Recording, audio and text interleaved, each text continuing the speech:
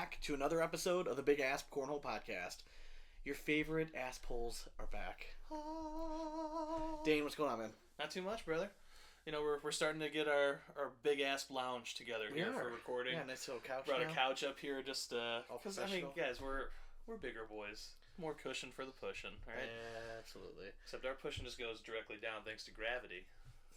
Well, I mean, I don't know how we go on from that, but let's go ahead and transition to our favorite segment, where you let everyone know what we're sipping on at home, in a segment we call What You Drinking. What you drinking? Well, Sean, we got ourselves a scary set of hooters on this. Owls, that is. Columbus Brewing Company's Insane Wanderer. Yes, there's some creepy hooters on this bad boy, but it's a delightful He was so excited. IPA, He was so excited right? to use that line. Right? I mean, it came to me just before this. It's from a movie. Read a book. For some reason it says volume 10 on here. Maybe this is the 10th release, but it's just your standard IPA, but it's a little bit more than that because it's delightful. It really is. It's pretty good stuff. And, I'm you know, enjoying it. of course, brought to you by our new sponsor, Local Bags. Buy local, get yourself some swag. These boys make some of the most underrated bags in the game. Clean looks. I mean, just everything you could ever look for, top to bottom, speed-wise. Give them a look. I mean, what do they have? 8 different series? Yeah. You can't go wrong. Local bags, you see them on ESPN all the time. Go get yourself a set. Absolutely. All right, well, Cornhole family, Cornhole peeps, if you would. We have more audio gold, as always. We have bags to review. We have bags by Elevation Cornhole, Reynolds, and Strive. And then we're going to go...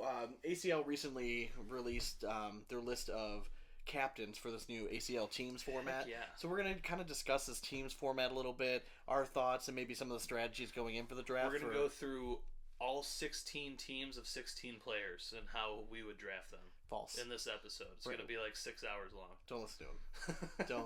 Don't listen to him. And then we are going to be joined by ACL Pro duo Adrian Johnson and Leston Allen. Oh, yeah. Yeah, but before we jump into all that, we're going to let you know what's going on in our cornhole lives in a segment we call In and Around the Hole. Are you too good for your home? Answer me! Brought to you by Airwolf Athletics, Wow. home of your cornhole swag. Go get yourself some. Use code BigAsp. It'll get you 10% off.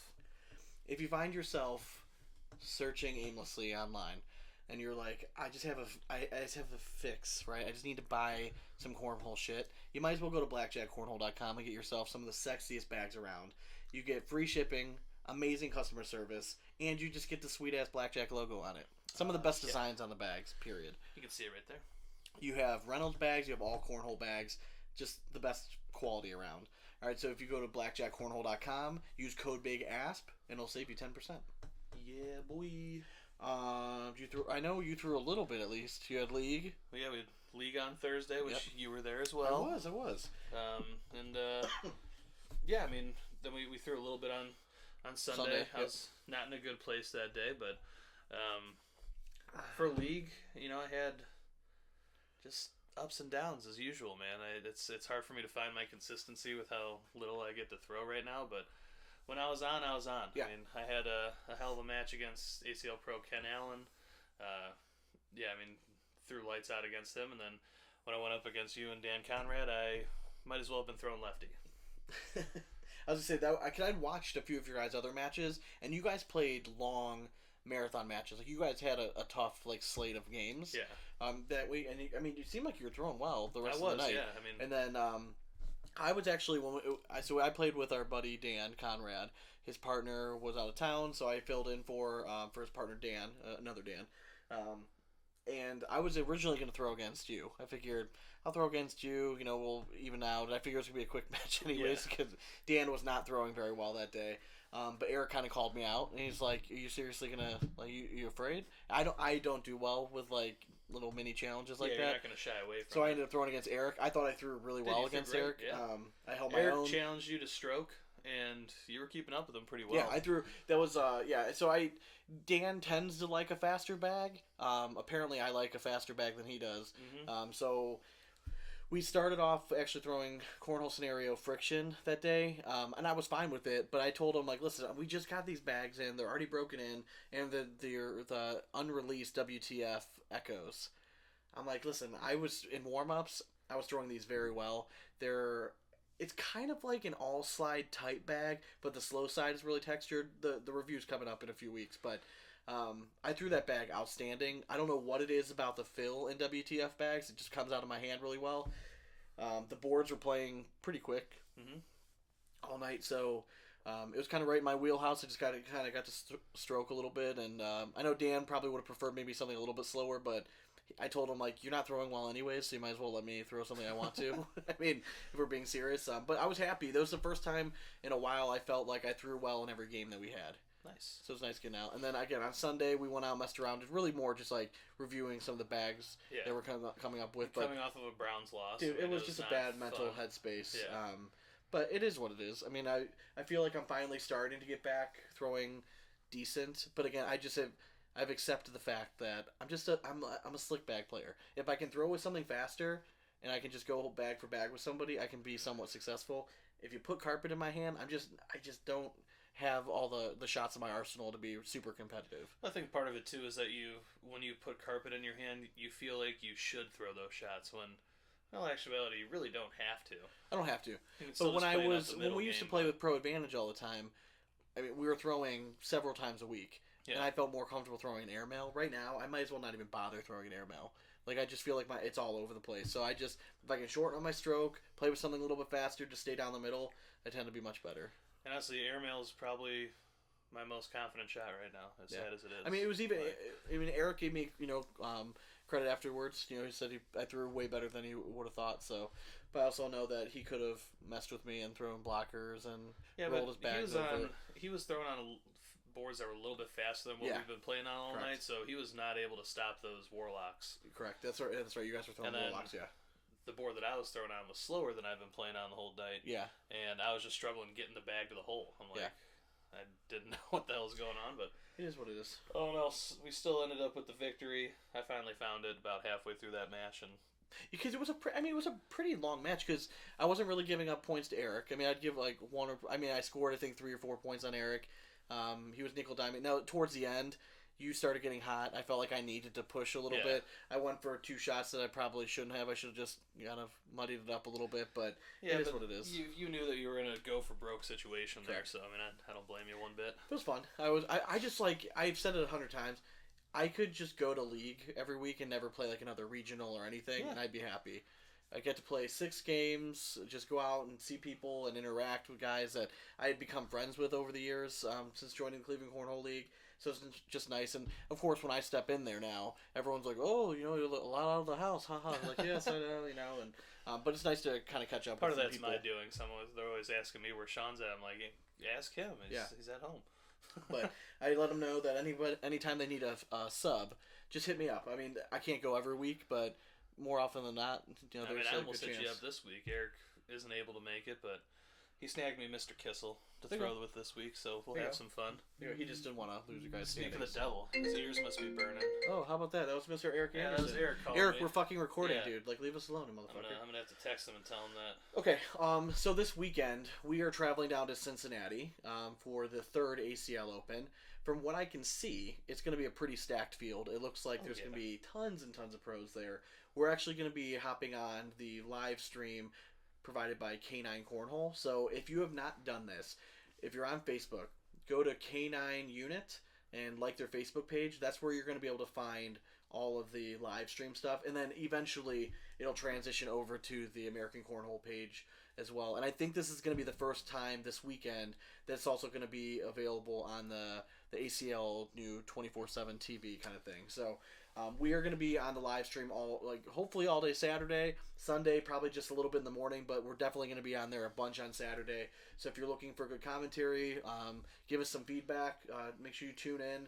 We're hoping to get some decent numbers. Yeah, we're gonna switch it up a little bit, do some interviews and stuff as well because there's some longer commercial breaks, so we might just try to get some quick interviews during that. And I think it'll be fun, man. I'm looking forward to it. It's been a while since we've been doing some commentary, so it'll be a good time. Great to see the Cornhole family out again. And absolutely. Yeah, so I'm Looking excited. forward to We're not going to play. I mean, we'll probably play off the side a little bit, but Yeah. Saturday we'll be down there, so make sure you're looking out. We typically do like a preview show right before like an open event, but Opens are hard, man. We don't Opens know are hard because all the partners and correct. stuff. So Trey had posted on Twitter a few of the random pairing teams. We don't get that luxury of knowing all these random pairings at the open events. Now, nationals, we could tell you, who's playing with who, and it makes it a little bit easier. But these open events, you get kind of a hodgepodge of matching up. Yeah. Like you have Eric Davis playing with Noah Wooten. Yeah. I think that's pretty cool. You got Anderson playing with Victor Glass. Yeah. So I mean, it's just you get these random pairings, which I love from the open events, but makes it sometimes tough to preview. So we're going to make sure we do a big recap episode next week when we're going to actually be there. We get to watch guys live in person, watch them throw. That's my favorite. I can always I get a good sense of where somebody's game is at when I get to watch them throw. Even if they're having a bad game, sometimes it can just be like one or two bags missed, just like an inch or two out. That you can't judge a person on a loss if it's just those minor mistakes that you think they can correct. So I'm excited to get to watch a lot of these guys throw that I haven't gotten to see live before necessarily, especially some of the newer players, and just kind of get a feel for their game and where they're at going into this next season. Yeah, the one that I think is going out there, and I do want to catch him, is Noah Elamanza. We've been talking about him a bit. Yep. And I saw a video of his over the weekend, and dude, I mean, the kid he's playing phenomenal right now. So he's absolutely. So we're excited about this weekend, and but the ACL, they did release their list of the top 16 players, right? That they did. So if you had listened to the episode where we had Trey Ryder on, we'd asked him about this new teams format. If you haven't listened to it, go back and listen to it. I think it's episode, is it 88? Yeah, I think it's 88. I think it's 88, yeah. So go back and listen to episode 88 with Trey Ryder. We asked him about this new Acl Teams format. And just to break it down real quickly, they're basically going to have 16 teams made up of 15 to 16 members on each team. Junior players, those under the age of 18, are not eligible to get drafted. So what they're doing is they're taking last year's standing in singles, 1 through 16, and they are making them captains of these 16 teams. Then they are doing a snake draft style over 2 days in December. I think it's 11th and 12th, where they are doing a live draft. I love that. I love fantasy football. I love fantasy sports. I love the idea. We'll be doing a draft preview. I love for sure. I love this idea of doing a team's draft. So what I wanted to do was go over, first of all, the top 16 guys, the order that they're selecting, and then talk about a little bit about strategy and what we would do if we were captains. All right, can I go down the list? Please, if you have it pulled up. I have it. Yeah. All right, so team captains. Top 16 singles, like Sean said. So we have Trey Birchfield, Ryan Windsor, Damon Dennis, Cody Henderson, Brett Guy, Devin Harbaugh, Eric Davis, Eddie Grindersleeve, Stephen Bernasette, Eric Anderson, Mike Ferreira, Jimmy McGuffin, James Washington, Cheyenne Renner, Adam Hissner, Ryan Smith. So the way that it goes, that was ranking 1 through 16, so then flip that, and that's the order of the draft I believe that they're going in. Correct. So it's going to go from 16 to 1 overall. and then going back and forth the other way. So if you go back to last year's rankings, you're going to be like, well, Cheyenne Renner, Adam Hissner and Ryan Smith, they tied for 18th. How is that possible? Like, why are they going? You have to be eligible, all right, to be on this draft. So, unfortunately, you had 2 members who were not eligible to play in outside events this year, Jordan Campa and Matthew Stout. So, they went down the next list, and I actually kind of love that Hissner was involved in it, and Ryan Smith. You have several sets of doubles teams that are also captains, so that kind of takes away part of the strategy right away. I was just about to talk about that. Like, it does suck for some of these guys who both them and their partner are in that top 16. I mean, it's great for the regular season. Ryan Smith and Eric Anderson. Yeah. You have Eric Smith, Brett Guy. You have Cody and Adam. Eric Davis. Eric Davis. I'm sorry. You have Henderson and Hissner. I think that was it. I think that's when I counted earlier. That was all of them. But it's going to make it super interesting. So let's say, Dane, I want you to pretend you're Ryan Smith. All right. Okay. You're beautiful, strong black man. You're sitting here. You're not wearing sleeves. All right. Definitely not wearing sleeves. You have a glove, a gladiator cornhole glove on your right hand. I'm feeling it. You got a backwards hat on. You're feeling strong. You're feeling proud. you step up to the mic. Who would you go with as your first pick, and what strategy are you thinking about going forward? What do you think is important before we make your pick? Do you think it's important to just get the best player, don't worry about bags? Do you think bag selection, or do you think in this first round, just like in normal fantasy sports, you just want to load your team up with talent and you figure overall. it out? Okay. Yeah, I think you So gotta who go would best be your overall. first pick? I mean, it's hard to go against, obviously, Matt Guy, Jamie Graham. Yep. Those two are first off the cuff. But then you have these young guns that haven't really made a splash. I mean, you got the Josh Hollands, you got the Alex Rawls. Like, I mean, those other guys, they're going to be in the mix, I bet you, in that first round. It'll be interesting. So it'll be interesting for sure. But to me, I think you go with the tried and true. Give me the GOAT. I think the first overall pick's got to be Matt Guy. Now, this is interesting he can throw enough. any bag, too. This is also a doubles event. Yes. All right, so these guys are going to be playing in doubles events. So you do have to keep that in mind a little bit, because there are some people that shine more in singles than they do in doubles. Now, is it like set teams within the team for doubles, or can you like I believe you can mix and match? I believe you can mix so and like match. that makes it a little bit easier Yeah. when you're going into draft, because you can always grab someone like mid round that's a hell of a player with like just carpet. It should be match with a it should be higher noted rated too carpet player. that the 16 PDC players that are the non-junior PDC players Yeah. are also going to be drafted as like potential Fillers. fill-ins, Okay. correct, if they need to. So those would probably be taken at the end of everything, yeah, I would assume. yeah, I think so. Or would those just go undrafted and they just kind of plug and play where they need them? That's tough. That's yeah. I think I'd have to go back and look at the rules specifically, but it's like every player. So this is going to happen at every national event. So this is taking the place of Crew Cup. Mhm. So every player has to participate in at least 2 out of the 4 events. Okay. So they have to play at least twice. And now a PDC player cannot play more than like your lowest other. Does that make sense? So like a PDC player really couldn't play more than like. So let's twice. say if you draft one of those PDCs and they're just having a hell of a season. Yeah. You can't just throw them in for 4. Yeah, like you couldn't in the draft like let's events. say like Trevor Brooks. Yeah. And be like, Trevor Brooks is playing all fucking 4. I don't care. You can't do that. Yeah. I So, get it. but it definitely makes it interesting. So if you would, it gets tough, man. When you get down to this. So the nice thing that I do like is that one, it is doubles and singles together. Yeah.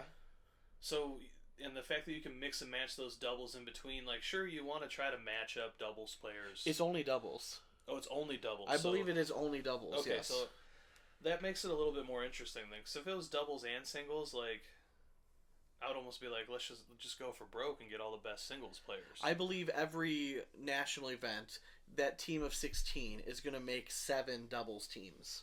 Okay. And then they're doing it's going to be like you'll play every other team like one time.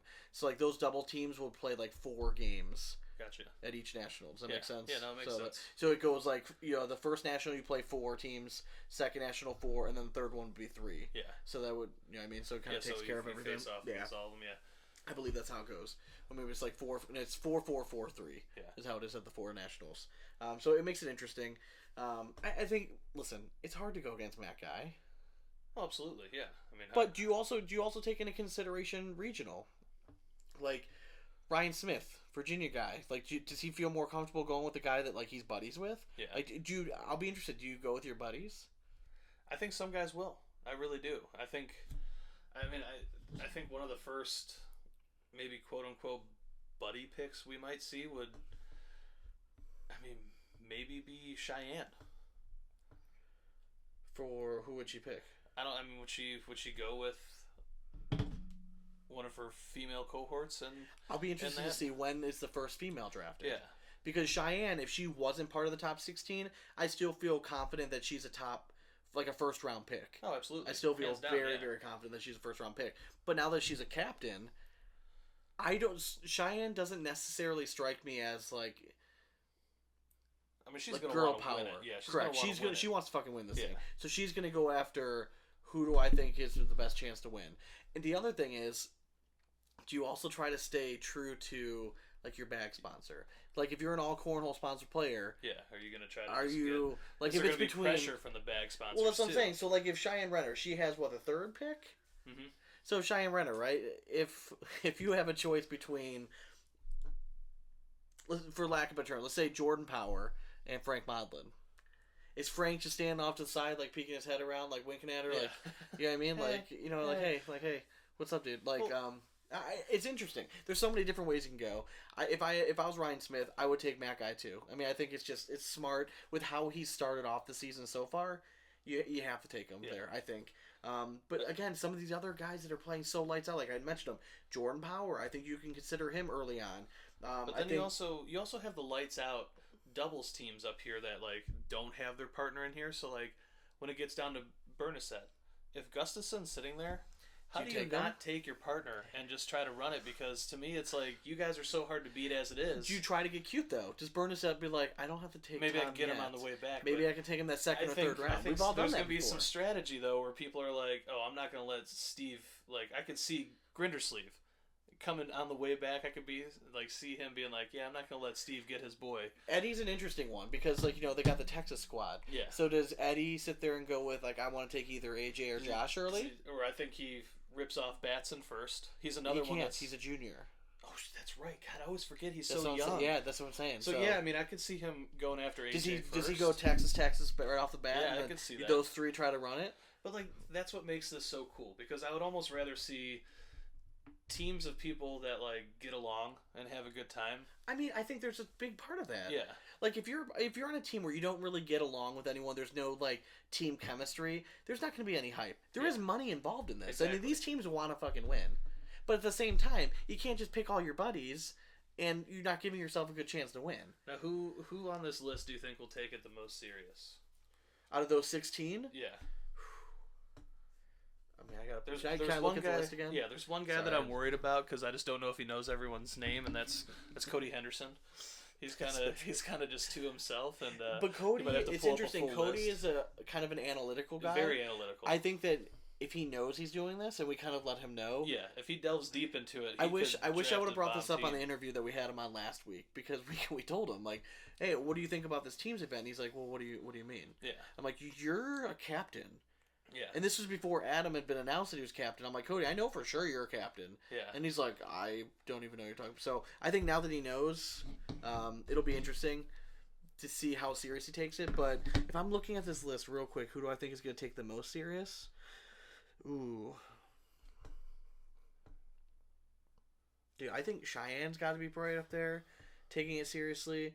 I think Eric Anderson will take it pretty damn serious. I think too. Eric Anderson I think he wants to prove that he knows his stuff. But is Eric gonna be a homeboy? No, I don't think he will. I hope not. I don't think he will. I could see like maybe in later rounds, but I think just right off the rip, if he's gonna try to take the best in his mind that's available.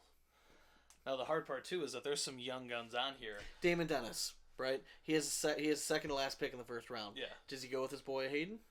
I mean, I was thinking that. I'm like, they're a tough beat as doubles partners. Just Damon Dennis end up just drafting the oldest team. I could also. It wouldn't surprise me because I could also see if Frank Modlin falls to him.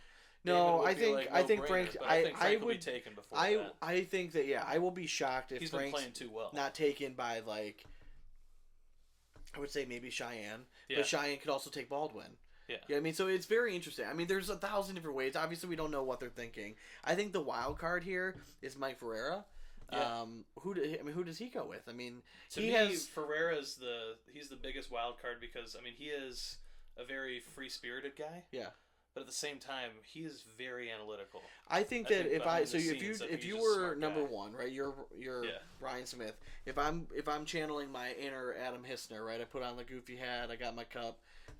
Sleeveless, but like standing next to you, like I don't look that bad. Let's say Matt Guy's taken. Who do you go with as Adam Hissner? To me, I think honestly, with how well he's throwing right now, probably Tony Smith. See, I think he would go with Tanner Halpert. He could. I mean, that's what I'm saying. There's so many good names that are new. But he's like Adam's an OG. I think he knows how good Halpert is. I also think that he knows Tony a little bit by playing him a lot. Yeah. But yeah, Tanner's another one. You have Tanner. You have Josh Holland. I mean, do these guys sneak through because no one's thinking about them? I mean, I think once you get up, like, to me, there's without a doubt that if Holland or Rawls are sitting there coming back to Birchfield. But he's that's what I'm taking saying. one of I think this is a very regional based because some of these guys know these guys very well. Yeah. So like Josh Holland is going to be very forefront in the mind of somebody that's like in the Carolina Conference. Mhm. You have Alex Rawls that might be very in the forefront of somebody like from Florida. I mean, that's what I'm thinking. Like Adam Hissner is a pretty well traveled guy. Like he plays a lot in Ohio and he plays a lot in the Northeast. I think that maybe Tony Smith would maybe be somebody there because Absolutely. I don't know, but like I don't know like who he's necessarily friends with. I mean, I wouldn't. Is Tony Smith as the second overall pick bad? Not at all. Like, Did he stay? Did he stay within brand and pick somebody from the local team? You know what I mean? That's Yeah. what I'm saying. Like, it's interesting to see how this is all going to break down. There's a million different ways. I think in the first round we hit it nail on the head. You never want to. You don't want to lose your draft in the first round. Yeah, you gotta go with the best available, but You want to load your best steam available up. that you see fit. Correct. Not You want to go with whoever else talent sees. right off the bat. Yeah, Where it starts to get interesting is when we start getting into. I think Now the the problem fifth, is sixth the, round. the talent pool is so fucking deep Yeah. now. Even in round 4 or 5, Yeah. whatever, you're still gonna have loaded talent in fucking round 12, 13. You're still gonna have really good talent. Well, and I think once we hit like 6, 7, that's when some of these captains aren't going to know I names. think what's going to happen is I think that the younger guys, the guys that are going around playing across the country all the time, Snapped up they're gonna early. they're gonna have an advantage over some of the other guys. Because people see him playing all the time. Exactly, because they're going Social out and they media know presence and- who's out there playing. Mhm. Somebody like a Miranda Coy. Yeah. Does Cody Henderson have any fucking clue who she is? No, but no. Would he ever See pick that her? She's all over Facebook Probably and not. stuff. Yeah. You know what I mean? But some of these other guys that have gone and traveled all over the place, they might have a pretty good understanding of, hey, this girl's pretty fucking good. Yeah. It's just little things like that. I think it's very interesting. I'm excited to see where everything's going. I'll be interested to see what round people go in. Because I want to know, is it going to be more tried and true, or are people going to take chances on, like, in quotes, rookies? Yeah. Like a Josh Holland or a Halper. Like, I think Tanner and Josh are probably a lock, I would assume, Mhm. in the first round. I think it would be crazy funny if Trey Birchfield drafted Holland just after the epic match and those Absolutely. two partnered Yeah, up. I think it'd I be- mean, are you I think kidding it'd me be right awesome. now? Now, we also mentioned, bag sponsors. Maybe playing a little Good. part in this. Cutthroat. Go down this list and name off the bag sponsors. Oh, God. Let's see Sean's memory. Trey Birchfield, obviously Lucky. Ryan Windsor, Reynolds. Damon Dennis, all Cornhole. Cody Henderson, local. First four different bag makers. Yes. Pretty cool. Brett Guy, Fire, so it's 5 different. Devin Harbaugh, Cutthroat, so 6 different. Eric Davis, first one, Fire Cornhole. Eddie Now, Grindersleeve. Is it Contraband? Is that who? Contraband. Harbaugh I'm is? sorry, not Cutthroat. Cutthroat's the name of the bag. But Contraband. I'm yeah. sorry, my apologies. Eddie Grindersleeve, BG. Steven Bernasette, you have Titan Bags. Eric Anderson, BG. Mike Ferreira is all Cornhole. Jimmy McGuffin is now Lucky Bags. James Washington is now Ultra. Cheyenne Renner is all Cornhole. Adam Hissner, local. Ryan Smith, BG. So it's a pretty good. It's a good mix. Now we're talking the heavy hitters. Yeah. I would say It's a the good mix, smallest in quotes that fits in there is Titan Bags with Steven. I mean, it is, but at the same time, who has more bags out in the world, Titan or Lucky? Lucky. I think Titan's made more bags than Lucky has. We'll see. I don't know. I'd be interested to know that. But in the most part, means the interesting part is we only heard Reynolds' name once. One time. That's something that 2 years ago you would have never thought of. I mean, it would have been 1 through 16 would have been basically Lucky with a couple BGs so thrown in there. Lucky has one. Or not Lucky, Reynolds. 2. So they have 2. I BG think has BG's 3. got the most. Fire. Cornhole's got 2. Fire's got got 2. Ultra. How many Ultra's do they only got have? 1. Yeah, they own James Washington. Locals got 2. Yeah, that's interesting though. Mm-hmm. Man, I don't think you necessarily worry about bag company when you're doing this. It's bag style. Do they like a slower or faster bag? But again, you don't worry about that. I would say the first 4 rounds. The first 4 rounds, I just want the best players together. I'm not worried about pairing up. Okay, my second and third pick, they're going to play together. Mm-hmm. I would almost be more inclined to say, I'm going to draft somebody that I want to play with, that I feel really comfortable I'm going to win with. I'll Bernasette and Gustafson. Yeah. I would not fault burn a set if you pick Gustafson first. Because Not at as a double squad, you know what you're getting. Mm-hmm. You know what you're getting right away. Like Ryan Windsor. Who does he go with? Does he go with Cedro? I don't think so. Not in the first round, but maybe he comes back and picks him. I don't know. It's interesting. Yeah, There's so many different ways you can do this draft. It's going to be really The nice part it's going to that- be fun to watch. Nice part that Windsor has is that everyone throws Reynolds bags, whether they admit it or not. So whoever he For the gets most is going to part, be yeah. pretty comfortable with it. For the most part. Yeah, I mean, absolutely. it'll be very, very interesting. I mean, I was very pleasantly surprised to hear about the teams and seeing the captains come up. I think This it'll won't be the only shake out time to we be do fun. this. We're going to go over as it gets closer. I think it's December 11th and 12th, if I remember correctly, that they're going to be going down. We'll do more of a thorough I mean, do we breakdown. do like a draft special episode? I think we'll do a Do draft we try special to like episode. work out like cornhole fantasy for the season or something? Because that would be dope. I mean, I think that once the teams are drafted, it'll be easier to say like which team you want. Like I Yeah. think that'll be better. But just trying to predict like who's going to get picked in what round or where we would draft them, we just need a little bit of time to do this. I think mean, it we was need to just go announced. through and at least maybe do our first 5 rounds It's tough though because over like a 2-week period or something. Because I mean, well, the first 5 rounds, if it's just me and you, I mean, it's going to be way different than what theirs is because theirs is spread over 16 people. No, but I'm saying we go through and we draft With them? with them. That's way too much. I think that's gonna be That's tough. why we do it over 2 episodes, though. We'll see. All right, We do the first 3 This is not the only time we're going to talk about the team Yeah. event. I'm super excited about it. I think this is going to be an awesome thing. It's going to be something that they're going to continue with going It's forward. like as we sit here, I'm just thinking of all the names that we have not mentioned. Oh, And I I'm know. just There like, and oh there's my so God. many. But that's what I mean. You need a pro list now with how much talent there is. Like, do you almost like form team rollback? You And could just be though. like, hey, I think this is the future. We're gonna show it here, and maybe EA goes through and he takes Noah Wooten in the first round, and then like, or Tony Smith if he falls to him, and then like Yeah, that's gets what I'm all saying. these rollback kings. Again, out I think there the and goes first that 3-4 way. rounds, you just go and you get the best who you think is the best player available on any given day. Whoever's on that list next on your depth chart, on your power rankings, that's what you go with. Yeah. It's the same thing with playing fantasy sports. You have to go through and list all the free agents. You list them out, 1 through whatever it is, and you have to go down your list. And you don't look at it outside the first 4 rounds. You go, who is your best player? Yep. And you go with. You Oh, go while you're with down it. there.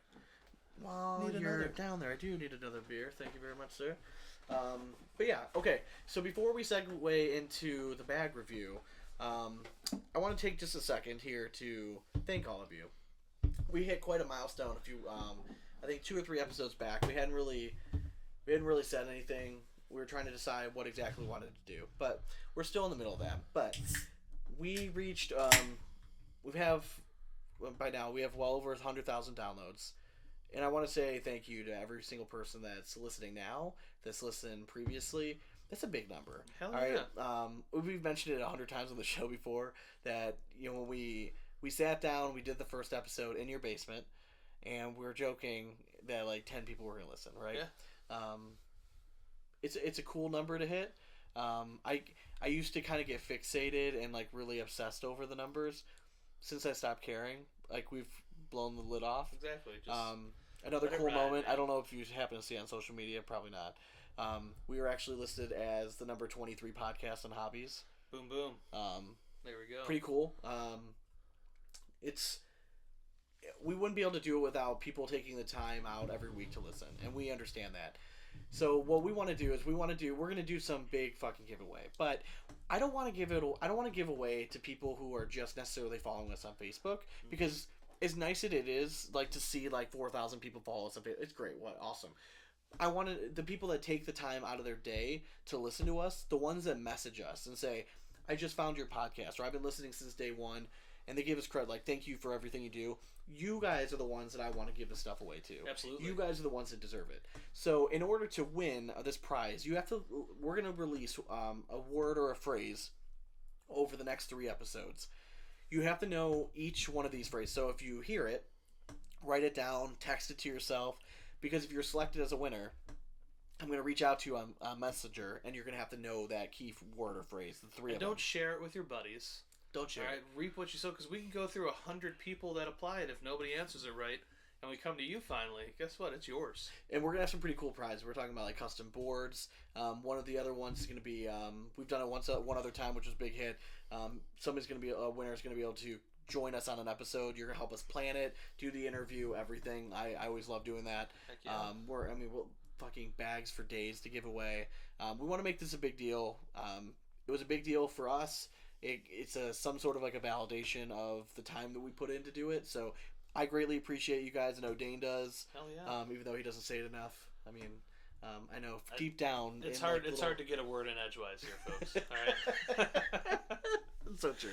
But seriously, thank you very much. So the word for this episode, if you're paying attention, tune in, is a few. God, this is not even a few. A while back, I got really pissed off. It was in the middle of the pandemic. I was having an issue with my headphones. And I was also having an issue with the post office. And I went on a rant. I don't even think we started. I introduced us. And I'm like, I just need to talk for a second. And I went on a good 5-minute rant about how much I fucking hate AirPods. Mm-hmm. So the word for this episode that you need to remember is AirPods. There you go. AirPods. We are not affiliated with Apple. Not at all. Apple, we love you. We're using the computer right now. Yeah, I mean, we have iPhones. If you guys are looking for sponsorships, but your headphones suck. But it is what it is. So AirPods. So if I reach out to you and I'm like, hey, what is the one of the 3 words or phrases you need to know? Make sure you know AirPods. AirPods. There you AirPods. And I'll mention again later in the episode. Maybe not. I don't know. But AirPods. Remember AirPods. All right, let's get into this bag review. All right, so the bag review is brought to you by Bagsboard, the maker of the original cornhole bag backpack. You have over 10,000 different combinations to choose from to customize your shit. Make it your own. You need patches to go on the sweet-ass bag? Bagsboard.com has some. You want a sweet-ass hat like I'm wearing? Bagsboard.com has that too. Visit Bagsboard.com and grab your shit today. Boom. All right. There you go. So we have, 5? We have 5 bags to go over today. 3 different companies. Do you want to go over Strive first and then go through the other 2, or do you want to do the opposite? Dude, pick your poison, bro. Let's go ahead and, let's do Strive first. All right. We'll do Strive. So I'm going to start off with this first one, okay? This is Strive Cornhole, Mufasa. And I'm going to... Say it again. Listen, I'm going to be honest. The reason that Strive Cornhole came onto my radar is strolling across Facebook, and Austin Reynolds is actually being owner of Killshots Cornhole, is actually sponsored by Strive Cornhole this year. A little weird, right? Owner of another bag company. I know there's more behind the scenes. I'm not trying to get into that, but that's how they came onto my radar. So the first bag we're reviewing is Mufasa, and I will say right off the bat that this bag, the materials on it, prints fucking amazing. Yes, it does. I mean, it's a trippy ass looking bag. You got a badass looking tiger or lion on here, dripping away. It's sweet. I love the logo. It's pretty good stuff. You have on the slow. Now this is like a dual slick bag. On the slow side, you think something similar to like a Pro Sniper, Big Daddy Tsunami. I'm trying to think what else. It's kind of like the reverse of a slide right type material. It gets a little bit of that waxy material. I will say it's not quite as waxy as some of the other stuff. No, it's really not. I don't want to say it's like it's drier. Does that make sense to you if I say that? It's not like it's not. It just doesn't feel like there's as much of the wax on it. I mean, but I know that once this material breaks down, it's nice. Yeah. Okay. I mean, it feels like it's pretty damn broken down right now. On the slick side, is a material that's similar to. It's not quite the same, but it's very similar to the stuff that you would find on like Dragon's Terror bag, the slick side, or I think the closest that we'd have it would be the Notorious bag Pulse, like that slick side material. Yeah. It's super fast. I mean, this is something that the best thing about this is this slick side. It gives 0 fucks about humidity. Yeah, and it'll slide on anything. Rain, anything. This bag is going to cut right through that. And it is very hole forgiving once you get it broken down. Yeah. This bag itself came to us pretty broken down. The slow side plays like a 6-ish. Mm-hmm. Like 6, maybe a little bit faster. In humidity, it does slow down quite a bit. But the slick side, 9.5, 10. I mean, the slick side to me is like the closest thing that I could consider as like going plaid. Yeah, you know, if you're a Spaceballs fan, like if I know when I threw these bags, if I left it slick side and I left it short, it was coming off. Coming off. Yeah, board. it's flying right back at me. To me, that just makes it almost seems like a little too fast, but I also don't have the touch to be able to throw a bag like that. So I like the speed of this bag, right? So the slow side I dig. The fast side's a little faster. This is the kind of bag that, like, I would see speed ratings, and I'd be like, oh, a 6 and, like, a 9 or 10. That's like perfect. Yeah. I love that speed. I'm not a huge fan of the slick side. I don't know why. I think it's a texture thing. It is. It's very slick in your hand. Correct. So it feels like it's not hard to get a grip on it, but it just feels like when you're going through that, it kind of just like slips off your thumb as opposed to like you forcing it out of your hand. It was the same thing with the Dragon Terror. I liked the bag. It was just that slick. Like, I would go to Inferno anytime over that, just because the slick side over there just wasn't quite what I was looking for. But again, very hole forgiving. Prints phenomenal. You're not going to find a material that prints better on both than that. sides too. On both sides. So design score, I like their logo. I like the design of especially this Mufasa bag. I was a big fan of. I don't know why. I like that trippy graffiti type art type stuff. This bag, I'm going to go pretty high. I'm going to go 85 on the design. Yeah, I'm right around there with you. I was going to go 83 on it. Performance factor, again, I like the slow side. Slick side, it's going to go through anything. It's going to clean it up. Pretty hole forgiving. Performance wise, for a slick bag, I'm going to go a 72. Okay. I'm not going to be actually that much lower than you because I did like the feel of that slower side on it, and the fast side makes it that much more hole forgiving. So I'm going to go with 68. There we go. Okay. And for a slick bag, it's not bad. Yeah, that's not bad for me. All right, so the next one, you want to take this one? Yeah. Next one's their Strive's carpet bag called Pink Dolphin, which I mean, I love it. Great name. It is a great name. I mean, I don't know what pink dolphins have to do with this bag, but as you can see, we got the carpet on one side, and then basically slide right. Yeah. I mean, it's a tried and true combo that we've been seeing across the board. This is going to play like your BG Viking. It's pretty darn close to BG Carpet, if not the same thing. If I had any suggestions for them, it would be almost like come up with some sort of like pro break-in process. Yeah. You're going to do yourself more favors. If I were to get this bag and it was already, and I'm not saying completely broken in, it comes pretty stiff. Slide rip material, when you first get it, if it's not broken in, it's stiff. It breaks in relatively quickly. I just prefer a bag when it's a little bit more broken into this. So I tend to judge it a little bit harshly on that. That'd be my biggest thing, is maybe break it down, throw it in a dryer, tumble it for a little bit. Just break it down just a little bit. Or even treat the fabric before you sew it. That's a pro move to learn That's a too. pro move. That is a pro move. But again, we know the carpet. The carpet is very, very susceptible to humidity. What do we didn't mention on the other bag, because on slick bags, it's a non-universal fill. Yeah. This is a full bag. Full bag, yeah. It's a full carpet bag. bag. Feels nice and full in your hand. It's not going to get as much of a bounce. No. Because it's a non-universal fill. Think kill shots type fill. That's the first thing I kind of thought of. Yeah. Not gravelly, but definitely non-universal. Mm-hmm. You can feel like you can feel it's just not. Yeah, I mean, you can feel kind of like sharp edges and stuff in it. Like it's almost blended fill. Again, so we've gone over this before, but with blended fill, you're not going to have as much of like a bounce factor. Yeah. Now, because the carpet itself will still cut. Correct. Yeah.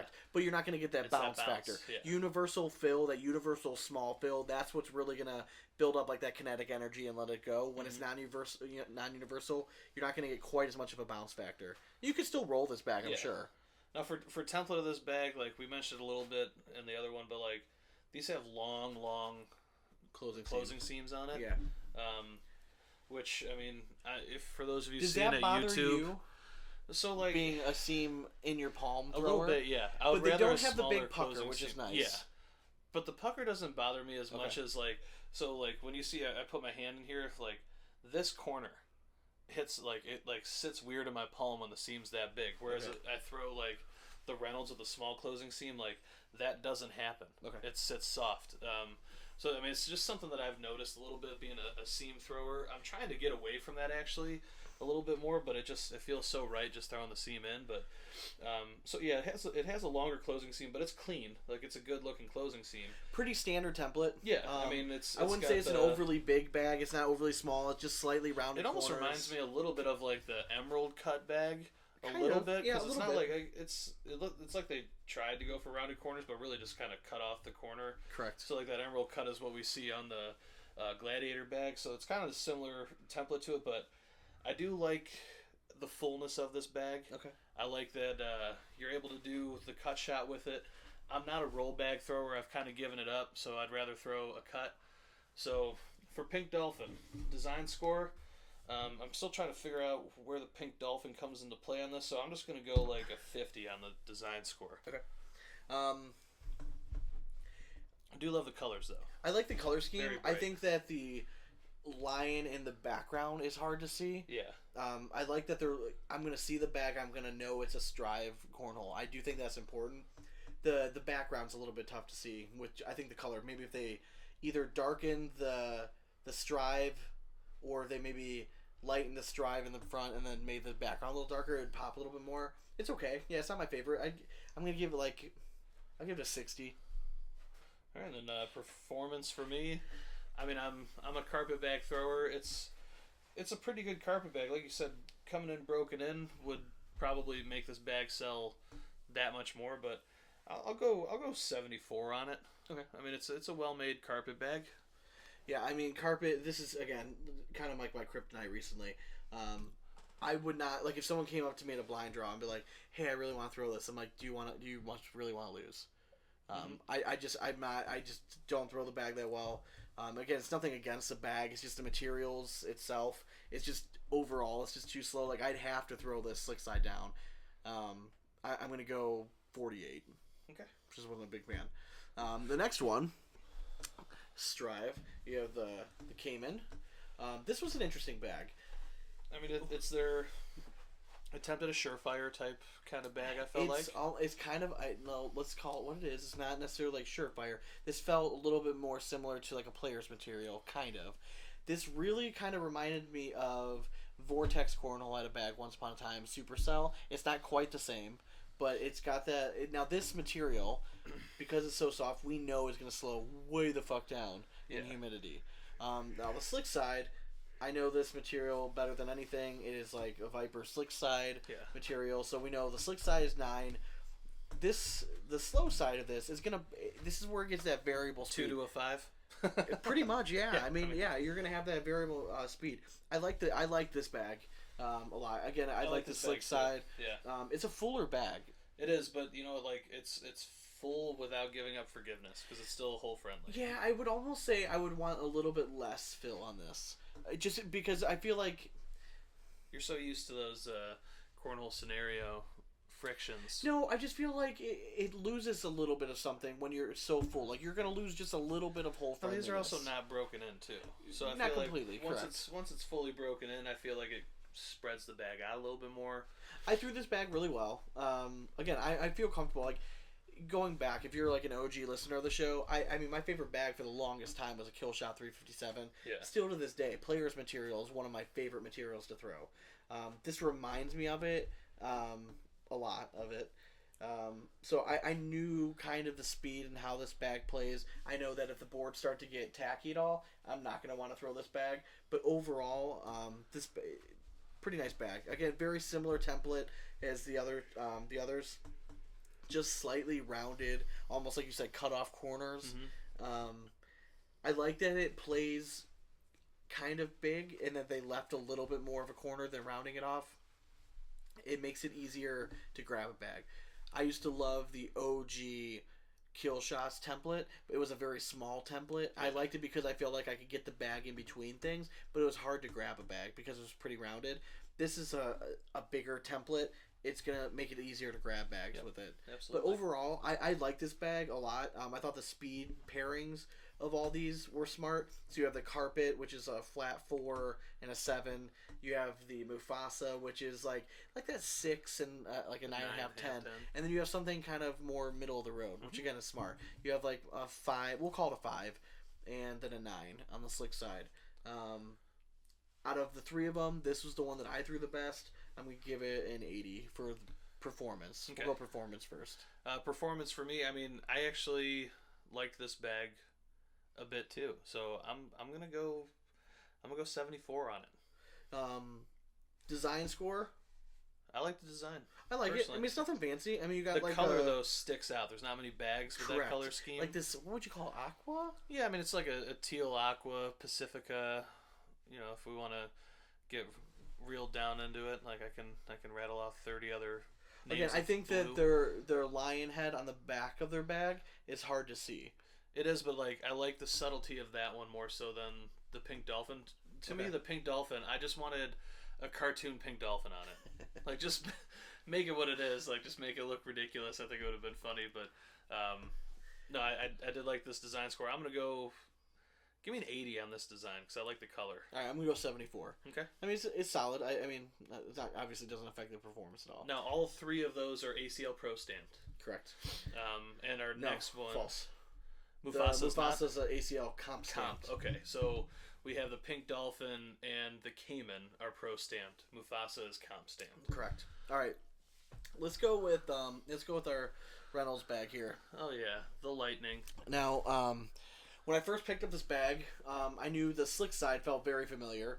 It was a material that was used on a bag last year. Liberty or Demon? Demon, correct. Or both. They both have correct. That same Yeah. side, So that felt pretty familiar to me. So I knew it was going to play like a 9. Which, like Jeff, if you're listening, bring out the Liberty, bro. I love that bag. Still love it. It now such a good bag. I know. Just after playing you on Sunday when you had to throw these, you didn't necessarily throw these all that well. You know why? Because I felt like it was going to be slower than it was, and it just wasn't. It wasn't, man. I was so afraid of I was afraid of the speed halfway through the match because it just wasn't doing what I thought it would. I am going back and forth on what the fuck this slow side material is. I keep thinking it's that definitely unique. It might be the reverse side of like the linen material. Yeah, I could see that. Like, is it reverse victory? No, because there's none of that same texture in it, but there is though. If you really look down, you can see the lines. That's why I was almost wondering, is it? But like, I feel like that would have already been done by now. The reverse side of the victory is still going to have a crosshatch to it, and this does not. It feels very have that. cotton based. It really does. It doesn't feel super synthetic. I think he just has a unique material on this one, to be honest with you. I did not mind this. I want to continue to throw it and really break it in. To me, this bag, if I got used to throwing it, I mean, it's so hole friendly. Right off the bat. I mean, before we even broke it in. Yeah, I mean, it is ready to throw out of the box, which is like unique for you. Alright, so let's break this down. So we're like sitting there talking about this bag, and like the people listening at home have no fucking clue what we're talking about. The slow side, it is, I mean, like more of a cotton based, right? It's cotton, but it was thrown for me like a 7. Now I'm trying to think. On Sunday, my boards were playing fast though. I mean, it was cold outside. It was cold outside. That was it was the only dry. time I had the chance to throw it. They have it listed on the website like 6.5. I'd say that's right up there, like 6.5, 7. I would say it plays. I threw this bag in league the other night. I know me and ACL Pro Kevin Allen were throwing this bag. He was able to get it to cut a little bit. It wasn't doing a whole lot. Yeah. But we both remarked on how hole forgiving it was. I really like the slick side of this. It is there's not much texture to it. It's just soft. Yeah. And it just breaks in so fucking fast. And that was the money side of the Liberty, man. It just made that carpet bag just turn into butter. I loved it. Yeah, so big fan. I was a big fan of this bag. I threw it well. Again, this kind of fits right in my wheelhouse. You have like a 6.5 on the slow side. We'll call it a 9 on the slick side. Maybe an 8. It just kind of depends on the board conditions. But it plays pretty true. You have it's fuller, right? It's fuller than like a Typhoon bag would be. But again, it's not quite as full as like an overly stuffed Pro Advantage. Yeah. Exactly. It's kind of right in that sweet spot. I like their fill that they use. But to me, it just feels like home. The fact that it's fuller almost makes it more hole friendly. I like it because it has a little ass to it. Mm-hmm. So for a slicker bag, like you don't have to be cute with it. You can kind of just pick up too. Correct. Just bang into another bag and it's going to find its way into the hole. I think this is going to be a very popular bag in the Reynolds market. I think that obviously Pro Advantage carpet, their bag is still going to be king with them. I think Typhoon is quickly climbing up. Dude, the Typhoon is a money bag, yeah. It's quickly climbing. I think this is going to be right behind it. Yeah. I would not be surprised to see by the end of the season if this is right up there with Pro Advantage and Typhoon as like their top 3 seller. Yeah, I can see that. But yeah, overall, I really liked it. Design score, now obviously we have the sweet ass blackjack logo. I have a thing for white and black bags. I just think they look fucking sweet. I waited for them to drop the Lightning series just because I got to see it and it's just unreal. So hats off to Troy's wife, who I'm sure did the design, because Troy's not that creative. I love you, Troy. But yeah, the design score. I mean, if we're talking about Blackjack, sexiest logo in the game, I mean, I'm giving it a 95. I love the design. I don't know why I'm such a sucker for white bags. Dude, honestly, because nobody has them. I love and they stick out like a sore thumb on white boards. bags. White and black. I don't know what it is. My favorite set of Pro Advantage are the blackjack, white and paint splatter one. White and black paint splatter ones. And I mean, They're these not are right quite up white there anymore, for me. but... I mean, I'm gonna go with 94.5, just under what you had for the design. I'm gonna be interested to see what are you putting for performance? So, Be real, because I know yeah, you were pissed. Yeah, on Sunday. So it was mostly because I was throwing the Echoes and I just got done throwing. I threw those really well. Yeah, and honestly, like when you feel this bag, and then you feel the Typhoon, like it feels like it should be gonna be slower. It feels really like it's gonna throw slower. So it feels almost like a carp bag in your hand. It was pissing me off a little bit because I thought it was gonna stop and it just wasn't. So I mean, to me, like, if you get used to throwing it, I could see it becoming good. But for me, I'm gonna put this bag at like a 70 flat. I feel like Reynolds finally has a bag in their arsenal that can be a true competitor to like an all slide.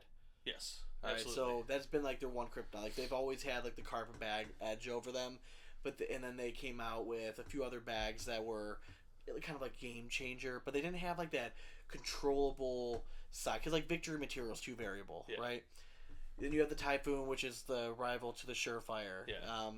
Now you have a bag to me that it reminds me of like right in that wheelhouse of like an all slide. I like this bag. This would be, as it continues to break down, I have a feeling this is gonna be belonging in my bags board backpack. You can go 86. All right, which I assumed you'd go that high with it. Yeah.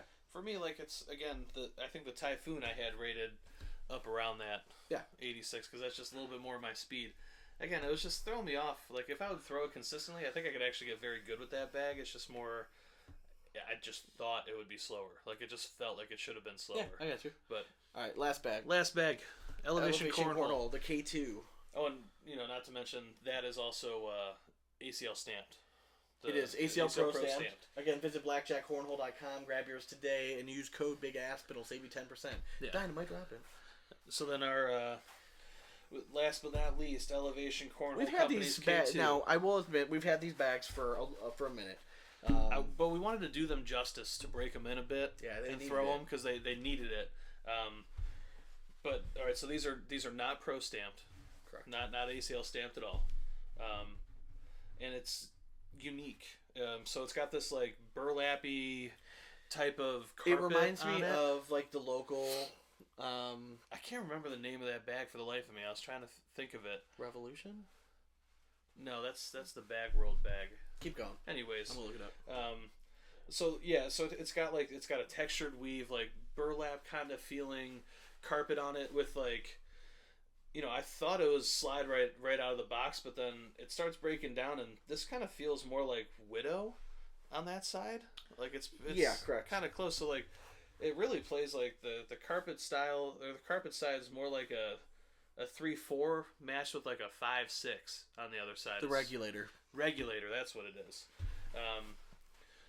So it's got that regulator style carpet on it. Or really what it reminds me of is the NOLA Gator. Yes, NOLA Gator is another one. So with that being said, you got to give it time. You got to give it some TLC. Don't be afraid to wash it. Beat the shit out of this bag to break it in, because once it's broken in, it's actually not a bad bag. It feels rough when you first get it, just because it is two stiff fabrics together. But all in all, I mean, Elevation's got a dynamite template. It's a little bit bigger it is. of it's a a template. bag. It's a big bag for a carpet bag, but it makes it nice for grabbing. It really does. If I'm giving any critique, I will say the closing seam. It's small. It's actually I should say it's long. It's long, but I mean, there's thin. not a whole. Yeah, it's very thin. It's a single stitch seam. So I mean, that worries me a little bit for longevity. Yeah. If I were really critiquing this bag and I was the one throwing it and I was looking for something, I would actually want this bag to have more action than it does bounce wise. Yes. I'm not a flop roll guy, but when I threw the Gator the NOLA Gator or I was throwing the local regulator, especially the local regulator had that very small universal fill. And it would just bounce. It would bounce and Yeah. do shit that I didn't even really have to do, which I kind of liked. Yeah. Not that I'm going to play that all the time, but this bag with this with the type of fill in it, Like, it is universal, but there's not enough of it. yeah, it just didn't have as much like action as I thought it would. Yeah. Now the weird thing about this carpet is, as other carpet bags are slowing down, this shit actually speeds up. Yes. Like, it's weird. Like, this would actually become like the slick side, and the slick side is gonna become the slower side. Yeah. It's really weird. In humidity. I like the color scheme. He actually let us pick our own. I went the orange and blue. I love the color scheme. The design on this is really good. I think overall, for again never throwing another elevation cornhole bag, I think he's on the right track. Absolutely, I think this is a very nice bag. It's, again, I'm not a carpet guy. This is and this. I'm glad you said to be patient. Yeah. You need to be patient with this bag. Yeah. You have to be somebody willing that likes to break in their own bag. If that's the case and you're looking for something different to try, elevation cornhole is, definitely a bag to get at least give this a is try. the type of bag but it's that very, very, very stiff at first. You take it outside, you beat the shit out Correct. of it, you let the rain hit it a little bit, you wash it, bring it back outside. And this Each time carpet it's just gonna material get is better. fucking durable. I Yes, mean, you can beat the shit out of this stuff, and it's not going to go. We're That's talking what about rub worries count. me. This has got a high ass rub Correct. count on it. That's what worries me with this closing seam, is that I feel like the carpet side is going to hold up a lot longer than what this closing seam would. Yeah, very well could. But only time will tell that. But and that could just be our set. yeah, That could be like, I'm giving these assholes bags to review, so Yeah. I'm just gonna. Just, So like, sew I'm it just, up real again, quick. if I'm nitpicking here, but the other seams are beautiful. But you could see, we've gotten it to be able to do this. It's not like crazy stiff anymore, and it starts. Like you said, that the carpet actually starts becoming the faster side on this. And it's actually a fairly hole forgiving carpet if you're hitting the hole once it I breaks actually throw in. this bag pretty flat. It's funny because when a bag is stiff with carpet, I can throw it Yeah. relatively flat. But it was.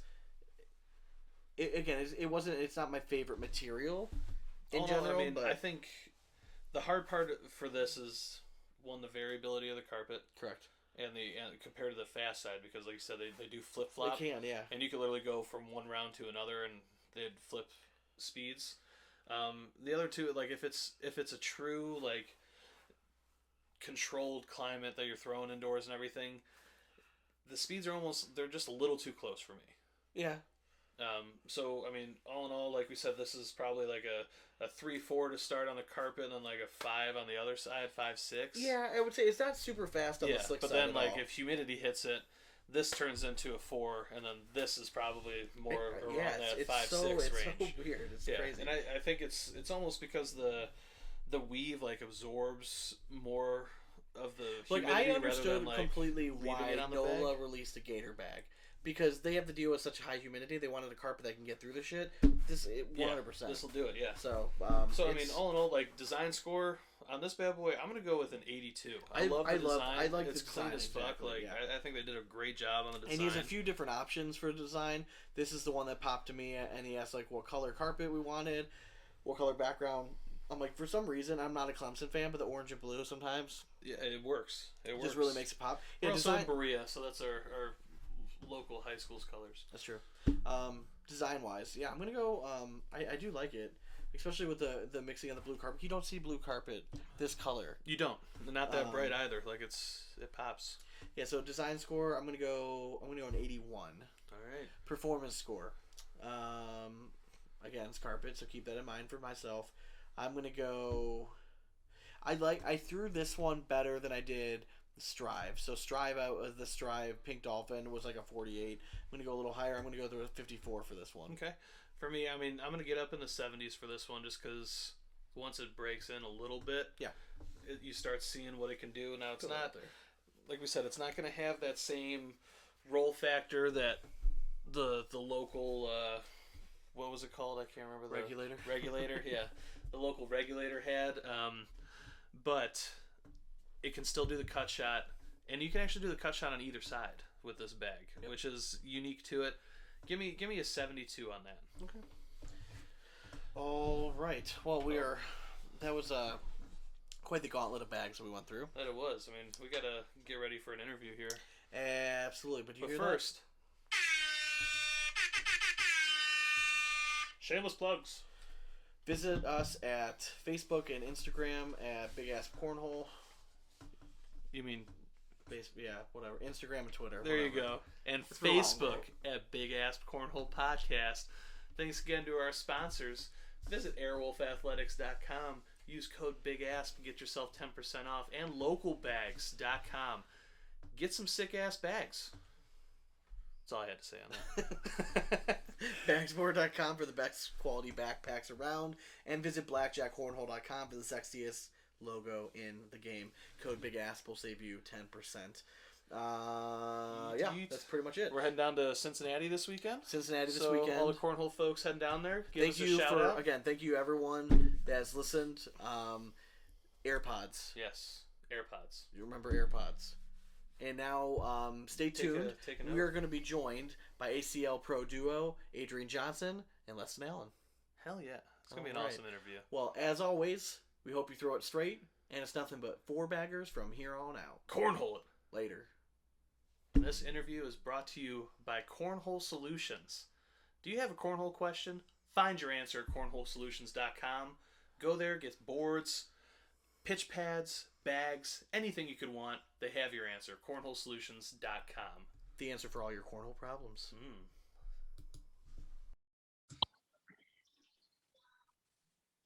Welcome back to the BigAsp Cornhole Podcast, where we are now joined by a new ACL Pro duo, Adrian Johnson and Leston Allen. What's going on, guys? What's up? What's up, everybody? How y'all doing?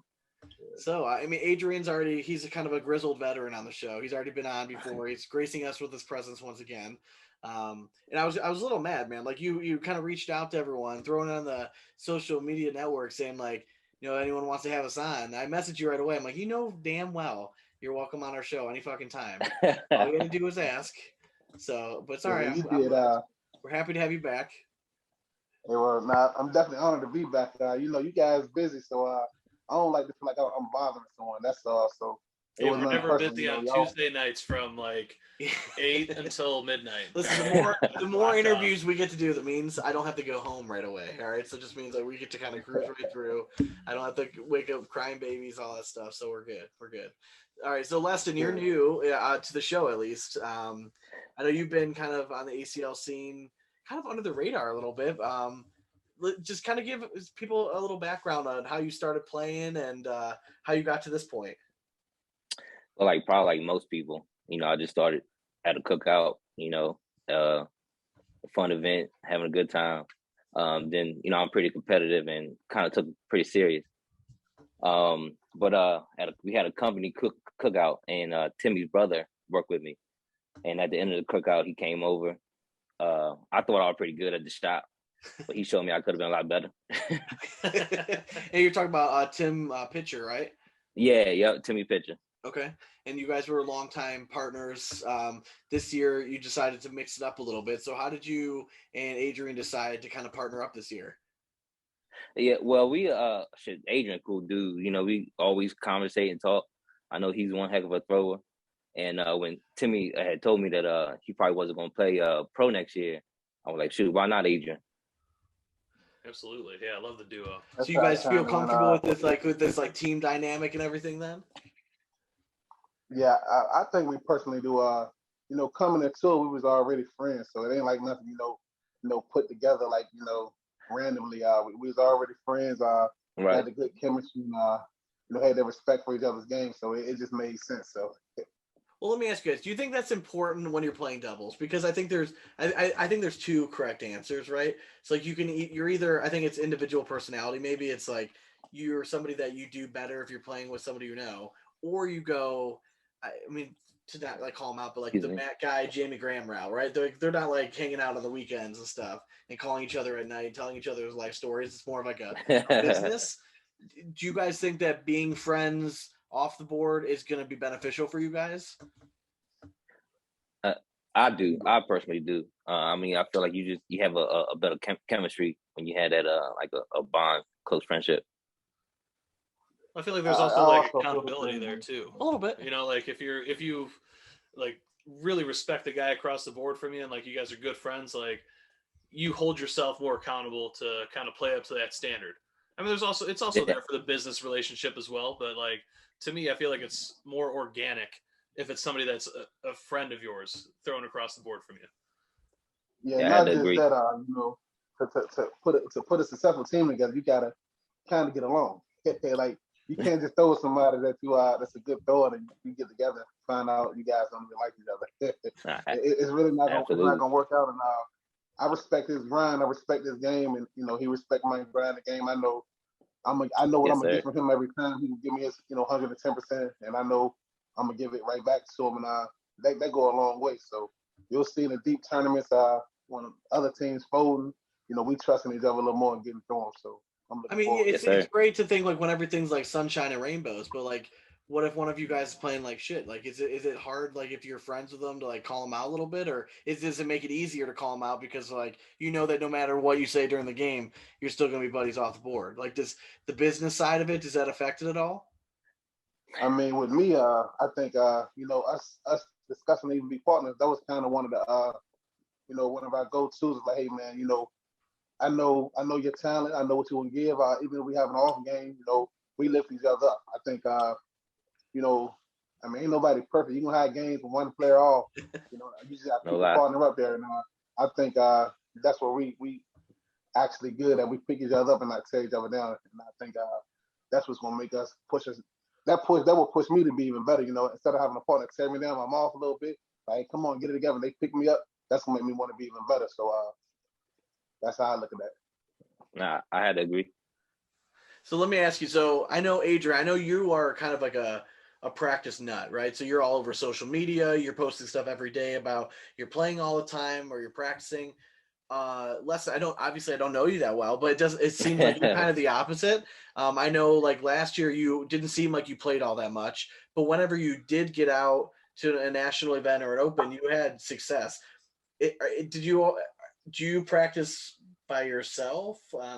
Is it something that you just kind of find that you're just naturally good at, and you can Such a just stroke? personal question. I mean, I didn't Ask people about how he strokes by himself. All right, come on, man. This is a You get what I'm national saying. podcast. You get what I'm saying. y'all some fools. Nah, I do. I get it. I get it. Nah, Don't Timmy, let Lester fool you, man. He grind. I must say, I do I practice a lot by myself. I have at work. I actually have the shop I work at is actually a big enough space for me to play on my breaks. So that's what I typically do. Okay. Or I hit Mike Hoffman up. He's a rookie this year. One heck of a player. Timmy, I practice every once in a while. But yeah, I don't hit too many random draws like that like I used to. Okay. What do you guys feel like is the best form of practice? Is it going to a blind draw and playing against other people? Do you find individually, do you find it like if you're practicing by yourself, do you feel personally you get more out of that? Like, what is it, a mix of the two? I mean, for the most part, I mean, the real answer is, throwing alone is where you get your consistency at. I mean, blind draws, they fun, but you got to think, you can go there and the building full, you're not throwing.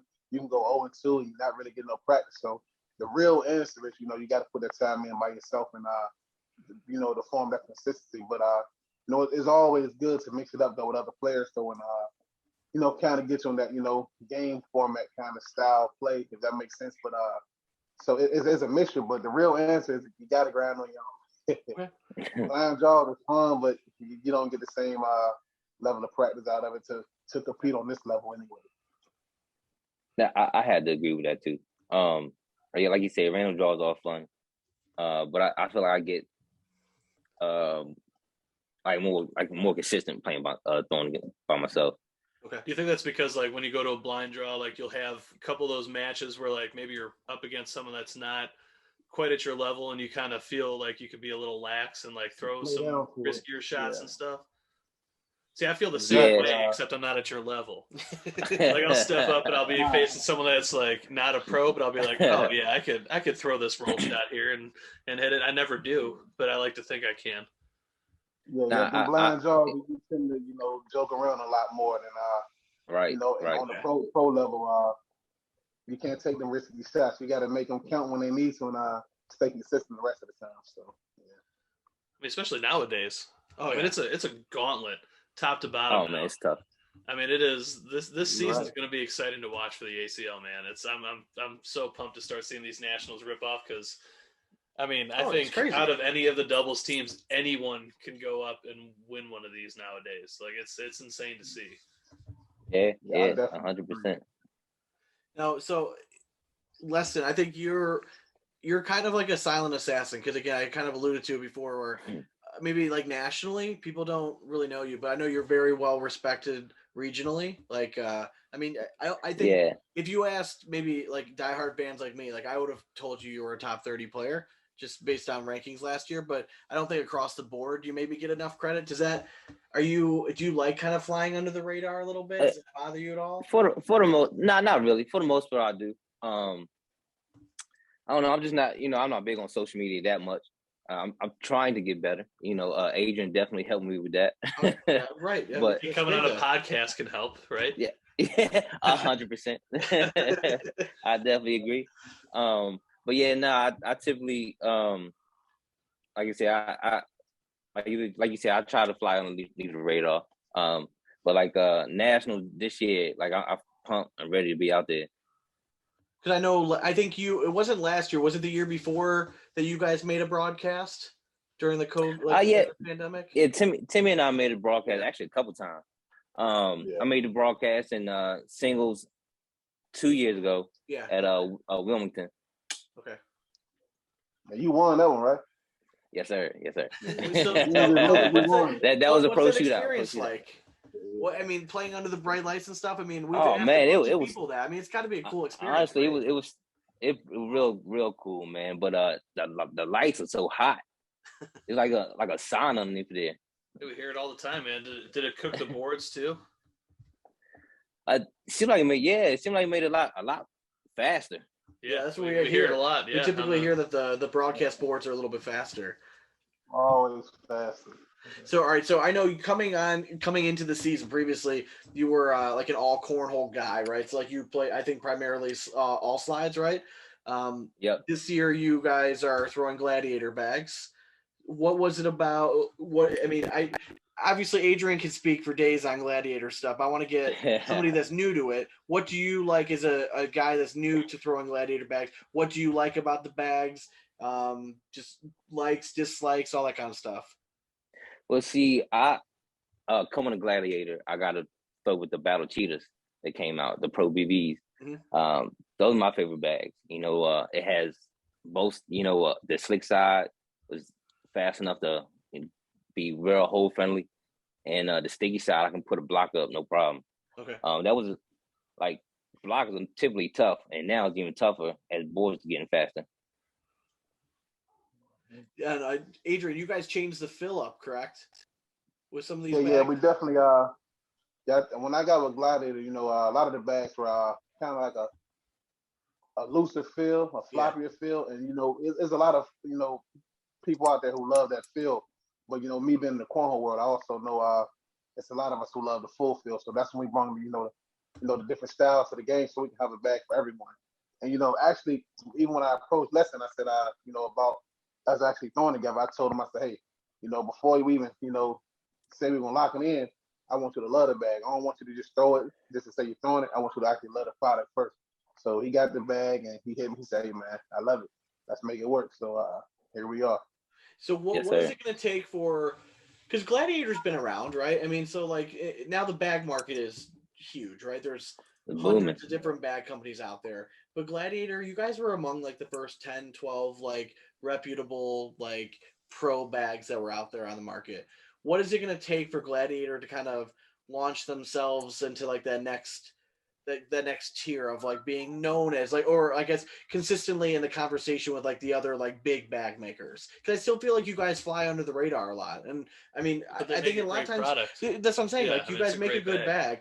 What is it that you guys like are missing, you think? Is it like that key broadcast performance? Is it You're still waiting for that. Maybe this Pro BB bag is like the one that you guys have been waiting for to really bust it out. Like, what do you think is missing? I personally think this is the year. Like you said, been flying on the radar. Always mentioned, amongst the players for like, as far as like the top. I think this our breakout year. As not only as players but as a company as well. And I think not just us, it's gonna be a lot of more, additional players coming on the team that we'll be releasing soon.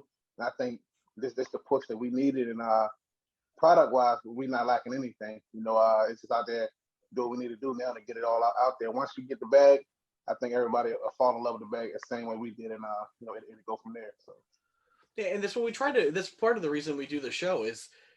I mean, we're trying to show everyone out there that it's not just like the same 5 fucking bag makers that are making everything out there. There's so many other good companies out there that are talented people making good product. And sometimes you have to just get outside of your comfort zone a little bit and just make that purchase and give somebody else a chance. Or like if you go to a blind draw, try 100 different bags because you don't know what's going to find that you're going to absolutely fall in love with. Leston, especially with you, somebody being like an all-side player, did you find it difficult to make a transition at all, or did you feel like like the quality of the product was just as good and it was a kind of a smooth transition? For me, it was pretty smooth. I can pretty much throw any bag. It's just the carpet bags take a little tougher time to get used to because they're a lot both, man. slower. I hear you. But no, I typically I could throw any bag. It was a smooth transition. Okay. But I mean, Gladiator's an interesting company because, like, I mean, we've done them the last 2 years on this podcast, and the change that we have seen from their bags during those 2 years, from each release going on, like, I mean, leaps and bounds. They have like just really honed in on making great quality cornhole bags. But to me, they're one of the OGs that were willing to kind of take a chance. They tried different fabrics to start out. Yep. They found a bunch of good fabrics that they found to work. And now that they honed in on like you guys are throwing the BB1s for the Pro Cheetahs, like we loved that bag when we first got our hands on it. But I mean, I'm still a huge fan of like the Dagger. I think that's a great freaking bag and it's underrated as hell. And I think they're coming out with a great product. So, I mean, I think you guys are in line for a hell of a season this year throwing that bag. And I know, Leston, you're more of a carpet or not a carpet bag thrower, but for some reason, the fill in that bag makes that carpet not as reactionary as some other carpet bags in the world. So like it's nice because you don't actually have to throw a perfectly flat bag with it and still get the same result. I definitely agree. I think any company every year the company should get better. So I definitely appreciate you guys actually seeing the improvements that the company is making, but not just the company, the products itself. I believe in the people behind the company as well. That's a big part too. It's more of like we're not a number. You're not a number here. Yeah, no, correct. I think I agree. A lot of the big companies are what they are just because people follow the trend. But if you get out of that and actually make your own like your own something of a bad company, then you'll find Glider is one of the top ones. But I think any company is supposed to grow every year. So I think we're right on track, and this is the year that we've been waiting on, and it's our takeoff year. So here we are. Well, the other nice thing is that if you're going to order Gladiator cornhole bags, you're not going to wait 6 weeks for them. You know what I mean? Like you guys, I mean, they're ready, they're going. You guys get the bags out the door fast. You guys offer a bag for every different type of thrower, which I think is a smart thing having across the arsenal. I mean, you guys offer a little bit of everything. That's why it was always just kind of a little bit surprising to me that you guys hadn't, as a company, like really emerged onto the scene yet. But I think it's just a matter of time. You guys have been knocking on the door, and again, if you just consistently put out good quality products, people are going to come around eventually. I definitely agree. Oh, 100. Yeah. Let's get into this team stuff. Okay, yeah. So we had mentioned on our part of the episode about this new Acl Teams format. I'm sure you guys at least are a little bit familiar with it. So it's the top 16 singles players, -2 that aren't allowed to participate this year. So it actually included Adam Hissner and Ryan Smith as the first pick overall. Yeah. If let's say you guys are Ryan Smith. All right. Damn. I know you're feeling good. You just got out of the weight room. You got a backwards hat on, sleeveless shirt. You go up to the podium, right? And you have to make your first selection. who are you going with, and then what would be your rationale about like why you would pick somebody like that? Like, are you thinking bag selection? Are you thinking I'm just going with who I think is the best player early on? Kind of walk us through that a little bit. So, Leston, you're new, so we're going to be nice to you, and I'm going to put Adrian on the spot here. Who? So, who would be your Thank first pick? You get the first pick. I seen the list of the captains, and it's a great list, and I'm looking forward to it. But I mean, Ryan Smith's situation, him being having the number one overall pick. I mean, it's self-explanatory. You got to go with the GOAT. If you got the number one pick, you got to go with the safest pick. And I think if Matt Guy, if he participates, I think he got to be the safest pick. So everyone's participating. I don't think there's anyone. The only ones that are not, the only ones that will not be drafted are junior players. Oh, dang. Yeah, I got you. I mean, that's what I'm saying. So I mean, you got the friends. They might want to go with the friends, but realistically, you can't go against the GOAT if you got the number one pick. You can't. Me personally, you can't pass up my guy. He's the number one overall pick. All right. So you got to go. So, Leston, we'll go to you. You're not allowed to pick Matt Guy. All right. So who would you go with? Tough. Let's say you have the second pick. Who would be somebody you would consider?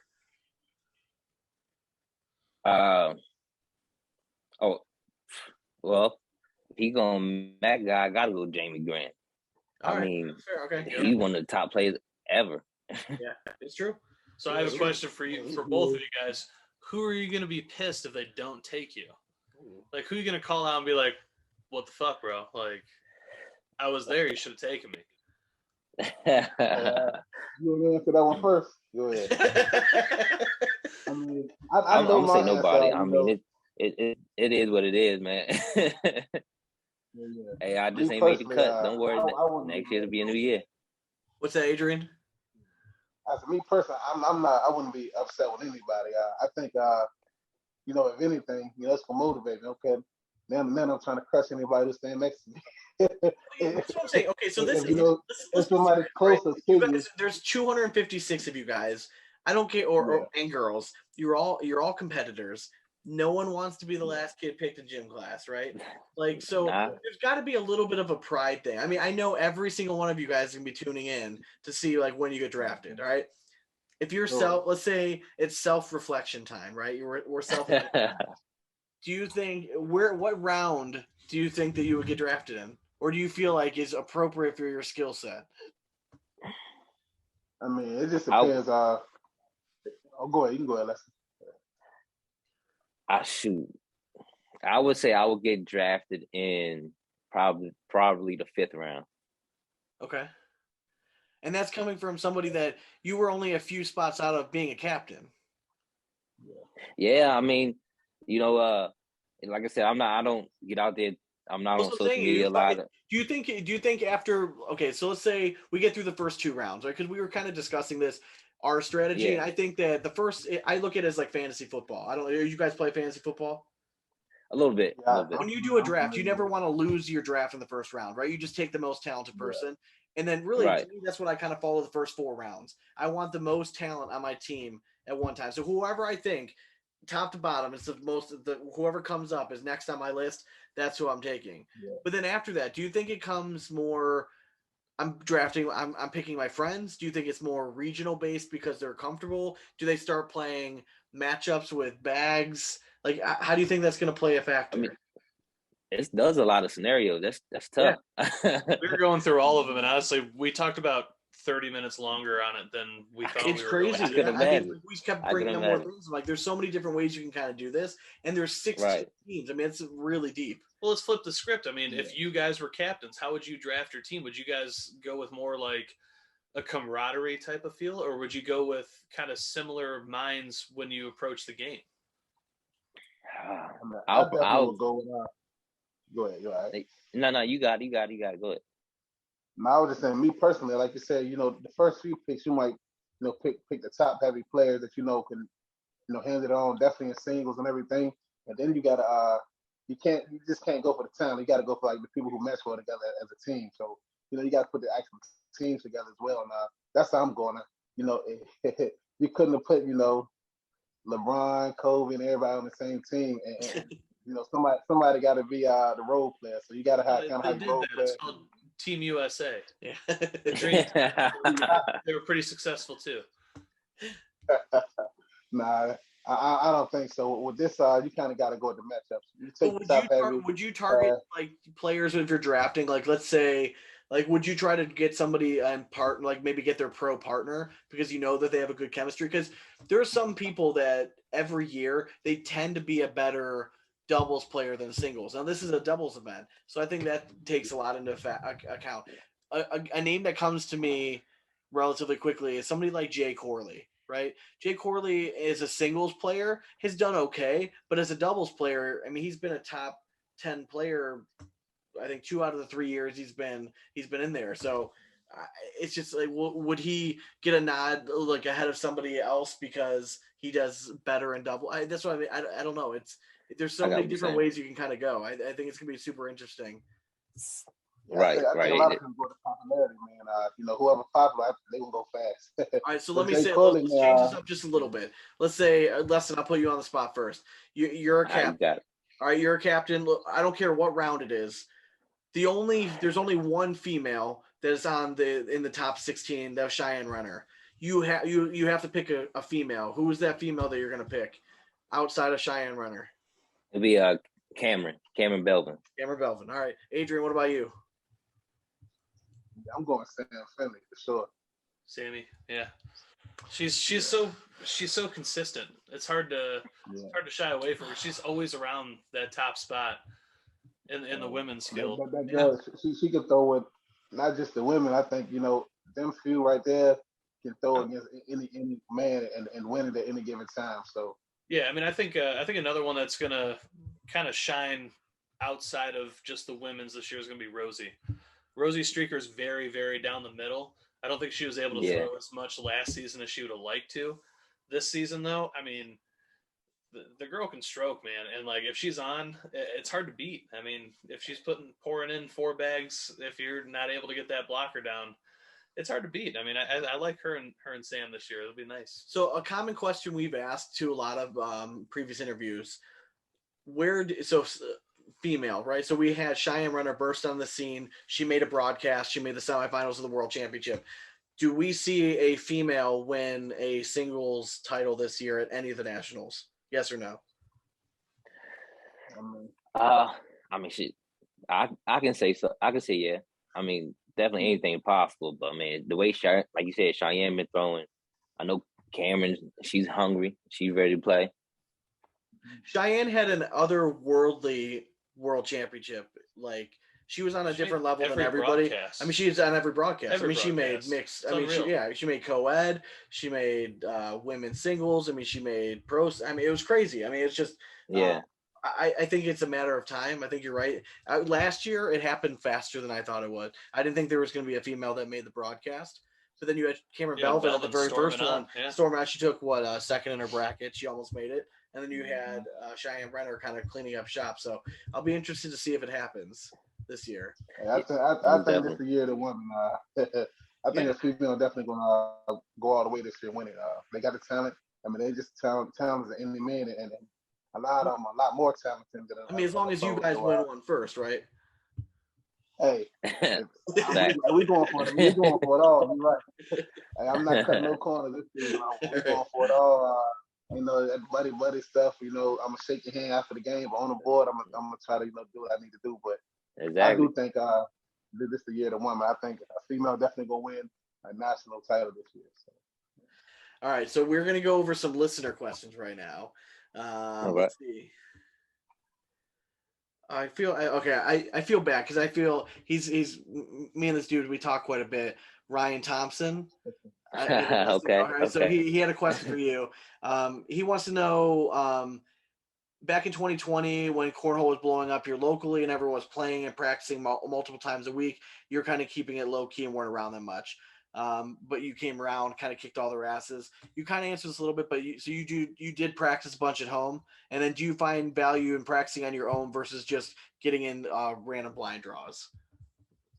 I find, for me personally, practicing on my own I find more value in that, only because I'm more focused when I'm practicing on my own, like random draws. I'm there for more to have fun. I like that. Was that? Okay, I love this one. This is from Nick Courier. This is one of my favorite ones. All right, so stay with me. And Adrian, I'm going to go with you first. So you. Oh man. Now, Hollywood decides to make a movie based around the ACL. Who plays you, and who plays the Asp brothers? who play me? Who plays you? I don't know. It got to be somebody, can I don't know, man. Michael B. Jordan, he got to play. Come on, Michael. All right, I like that. I was gonna go Chris Tucker.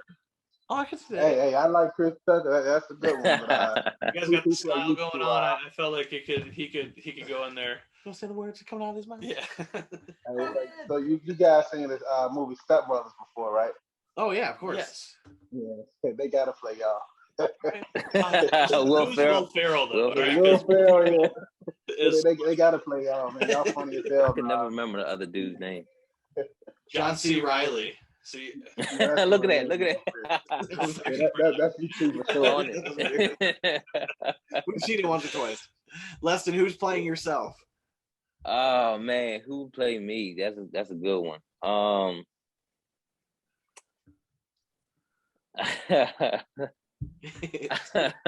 Okay.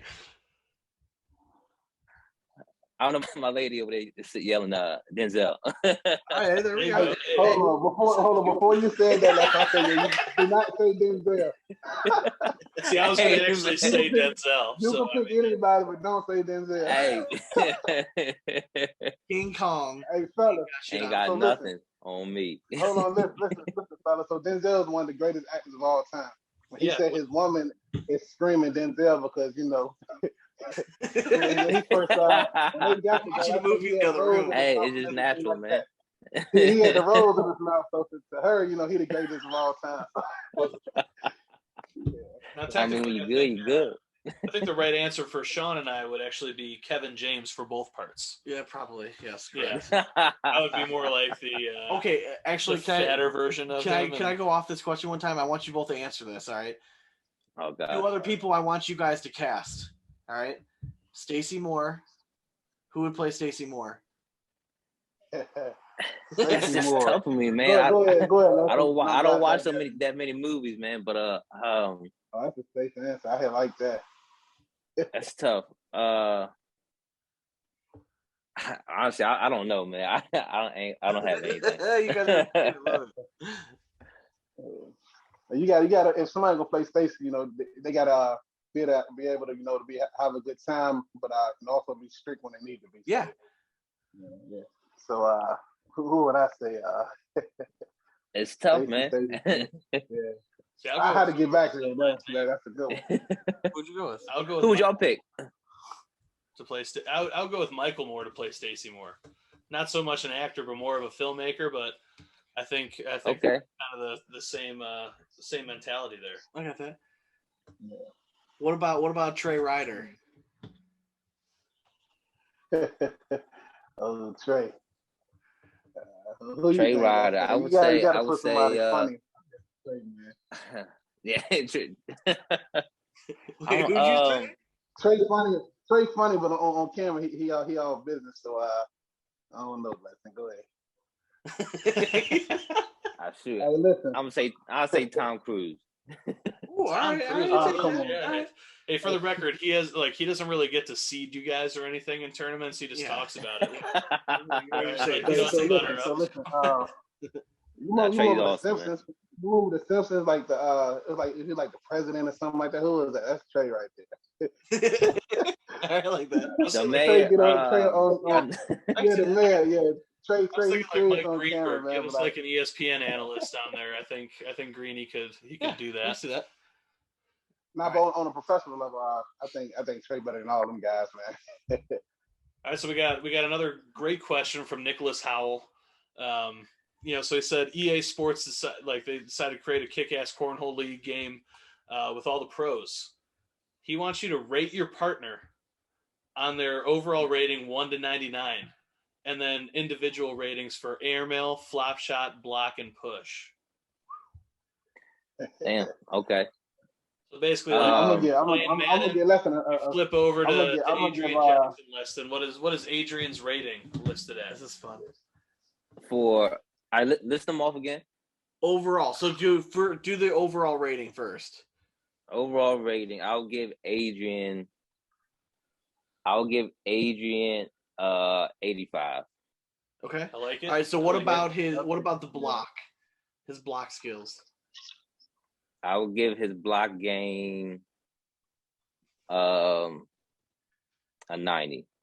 Slide. He's pretty consistent with it. Slide, I would say a 95. Push.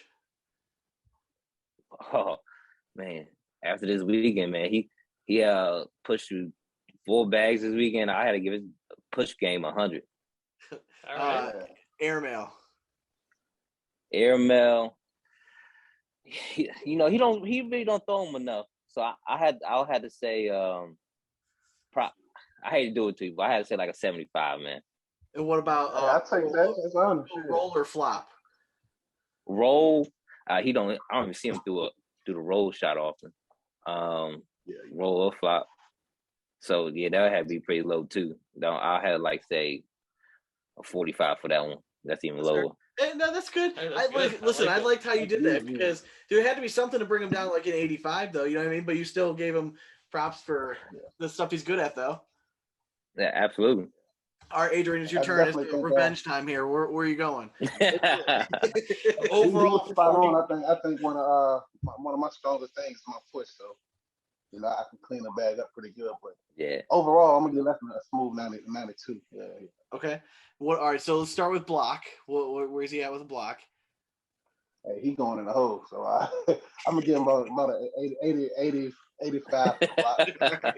He told me he's going to hole. What about slide? He can throw it. Yeah, that's his strongest thing. So he in the high 90s for that. So, yeah. What do we got here? airmail. Airmail. Hey, and whatever you said, 1 to 99, his airmail got to be a good 97, man. Because I throw a lot of airmail, but with him, I don't throw him because that man, he on fire with airmail, so I'm not even trying to, go back and forth with him. And we got the So flop I'm gonna let shot. him take them shots. Yeah, he ain't doing all that. His flop, 0. He ain't throwing it. I had to agree. I'm with you. I think slide and airmail, man, that's his game. And I know anytime when there's airmail opportunity, he look at me, I'm already giving him the head nod. I'm full confident. Yeah.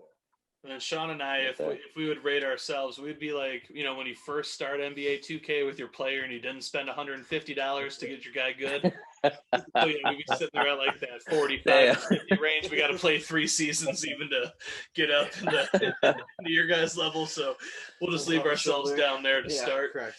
No, I probably rate myself around 87. What you say? Thomas Stranger wants to know: is your team name going to be Smiles? I mean, I guess it can be, but I don't know. We both smile a lot, but I think when we get on the board, we mean business, and we smile off the court, but on the board side, we're a little serious. Different story. Big. That man, an animal. He back there, hit every airmail. And he ain't thinking twice about smiling at the opponent. So don't give Thomas Stranger any fodder for the fire though, because he's going to start calling you guys Grimace. Then nobody wants that. All right, he's like the outcast. You got a good point. Exactly. All right, so last question. I'm going to try not to butcher this last name.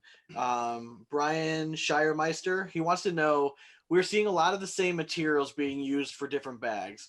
At some point, is the hype or demand for bags going to crash because all the popular desired combinations of materials have been paired already?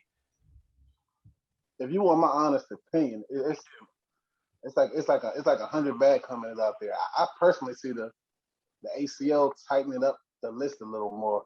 So you would say a lot of the companies. This is what I would think. I mean, there's nothing out there to say that. I'm just saying, like, eventually, a lot of the companies kind of start fading out, and you gonna have your main company. So I mean, every company trying to, imitate another bag that, that's doing very well. But I think originality, state of the product that's doing well, and keep your originality. And I think at the end of the day, everybody's gonna start gravitating back towards that. So offer bags for everybody.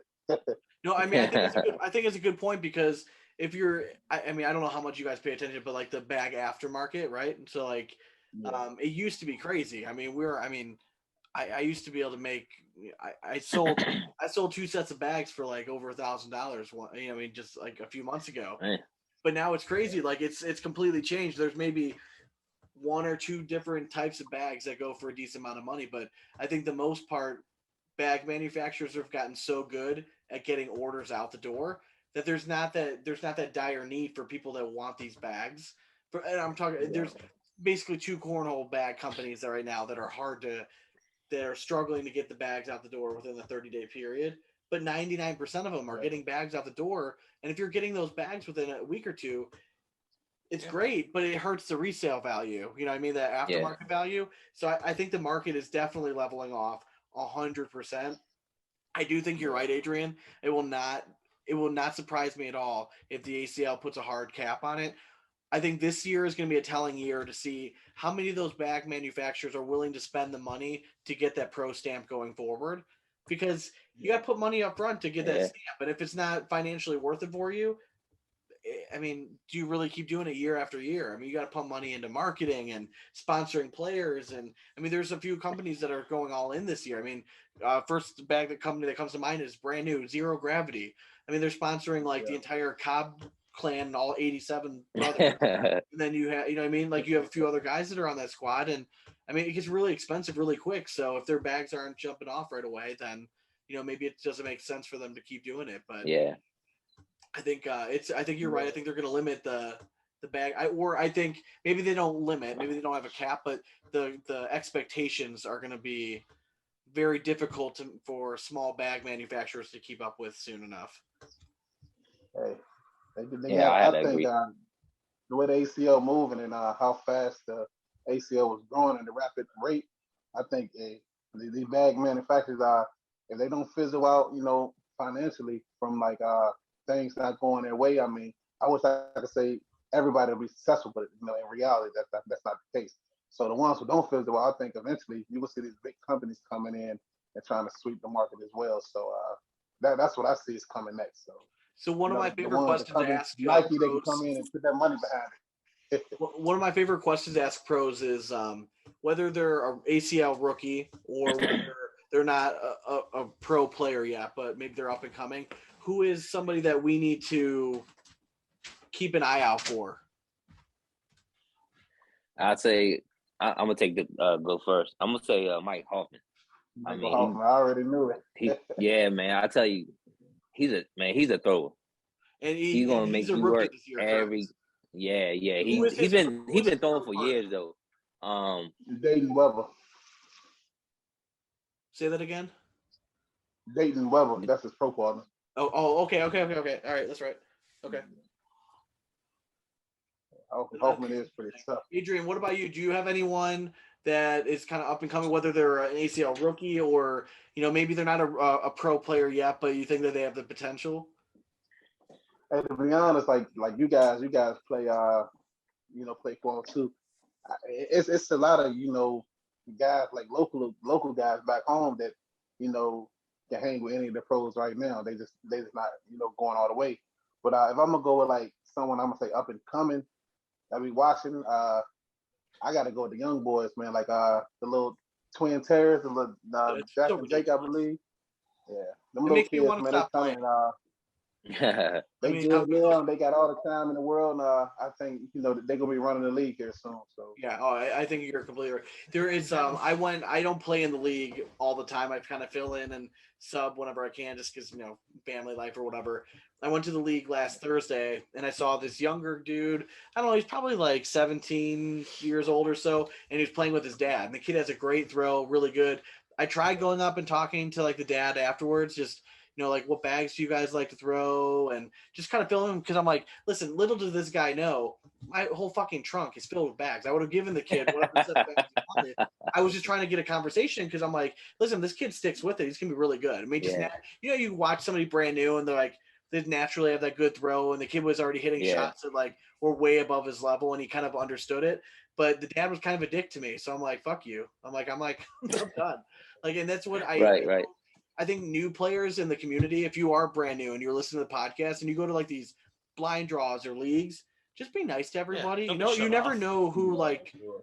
and again, we're not like anybody special, but like you never know who you're talking to or like what they're trying to do for Yeah. you in the game. And as pro players, that's one of the best things about cornhole is that you guys are so accessible. Like no other Yeah. sport in the world. Like, am I going to be? I'm not going to go play like a pickup football game and Miles Garrett, Baker Mayfield are going to show up. You know what I mean? Like, but I could show up at a blind draw and maybe you two are there. Yeah, maybe not your game. Yeah. All right. I think that's one of the things that I makes think, it so cool is that you guys are so accessible to fans and people, and you guys are so and especially Adrian, you're so active on social media and stuff. It's pretty cool to see. I definitely appreciate that. I mean, at the end of the day, I think that pro title is an honor to have and carry it. You know, and Yeah. responsibility comes with it as well. So I mean, but behind that, we regular people. So you talk to me, I'm the type of person anyway. Give you a shirt off my back, even if I didn't know you. So I'm just being myself. So that's the coolest thing. We got a responsibility to hold as a professional players, and the coolest thing is I can be myself. So that's kind of who I am anyway. It's awesome that you like have that approach to it because at the end of the day, like there's only 252 pros, and for the cornhole world, that seems like a lot. Look at other major sports out there. I mean, you're only talking about like 252. That's like one division of baseball. Yeah. Like, I mean, the same with football. Right. And like you guys are representing an entire country, so it is awesome that you guys are still very accessible. But I mean, I do have one question myself to ask you guys, and that's just because we fell in turkey time. It's Thanksgiving time, so I got to know like what's the one dish if you show up to Thanksgiving dinner that's not there, you're walking out. What do you guys got to have at Thanksgiving? Oh man. I would have to say my mom's sweet potato pies. Oh yeah, you There can't you go. go. Yeah, Can't go wrong.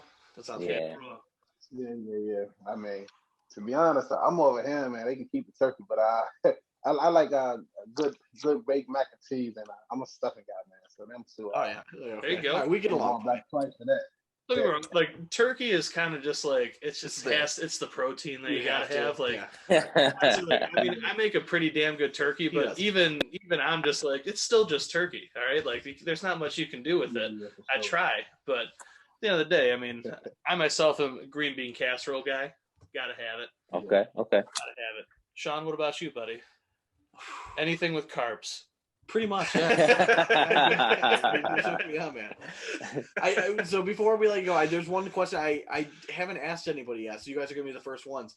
ACL, you guys. So when we talked to Trey, they were making a big deal of kind of trying to generate like a good pro status, right? Like, so if you're a pro, like to hold yourself at a certain position. Adrian, like the way you described it, kind of reminded me a little bit of it.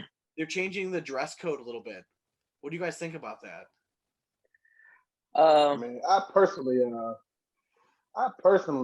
think, I mean, as the sport grows and is more under the professional light in that realm, then you got to kind of have some type of dress code.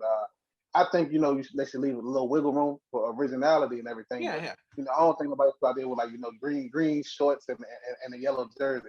I think that's more of what they hitting towards. Like, hey, look more professional and but still be yourself. So as a professional sport, like any other professional sport, you gotta have some type of dress code. So I'm good with it. Leston, what do you think? I was about to say I actually agree with everything he just said. I mean, it's a bad look if you have your professional players, right? And it looks like they just rolled out of fucking bed And I think in that's pajama what they're trying pants. to avoid with it. It's You like know, just and, silly. and Look listen, like if you I get it. prepared. I'm old now, right? I get it. Like, I don't get the whole like socks and slides and like pajama pants look. I don't get it. But like, if you're gonna be a pro and you're gonna be on the main stage, like I do think that for the sport to take that next level, there has to be some sort of adjustment on that side. So I was happy to see them that they made it. Yeah. So I always was taught growing up, dress how you want to be addressed. So if you want to be taken serious, you got to present yourself that way. So if you're looking any old type of way, that's how they're gonna approach it. So I'm good with Dude, is that going to be your next motivational Monday? That's got to be your next motivational. Hey, you never know. I might have to piggyback off that one and go with it. And whenever I had something important to do, man, I was always dress good, feel good, do good. That's how you do it. Exactly. That's right. Well, hey, we'll let everyone else go. We'll have you guys hang on just for a minute. But thank you guys for joining us. Leston, it's a pleasure to meet you. Same. Been a fan for a while. Adrian, obviously, man, like I said, you know damn well you're welcome on anytime you want. So you just reach out. You don't have to throw it out to the universe and stuff. You right now. Like I said, I know y'all busy, man. So I know your schedule kind of crazy. And me and Leston, we like Leston, he's under the radar to a lot of people, but out our way, Dwight, he's still one of the best, and we just trying to get ourselves out there a little more. And before you guys let everybody go, I want to just shout out to Gladiator Cornhole again. Thank you guys for everything you do for us. Amazing company. No doubt. Yes, sir. Behind the company. I actually just dropped my AJ Motivation apparel, so definitely go check that out. You can pick all that up at Gladiator Cornhole gear. Support the movement. I'm just trying to, spread a little positivity into the world and keep everybody motivated. So definitely check that out. Oh yeah, man, it's good stuff. Listen, you got any other shout outs? I'll put the show links down. I'll put the link in our show notes and stuff. I was about to just say Gladiators. All I got. I definitely appreciate everything they doing for me. Awesome. Yeah, man. Well, thanks for joining us. We'll be back next week again. If you're listening to the show, all right, I'm going to say it one more time. One of the keywords you need to know for the contest is AirPods. I'm being nice and saying it at the end of the episode. Yes. AirPods. You could be listening to it very well on your AirPods right now. Correct. Don't forget it. So well, two more words next 2 episodes, and we're giving away some free shit. But thank you, Adrian. Thank you, Leston. And we'll catch you guys later.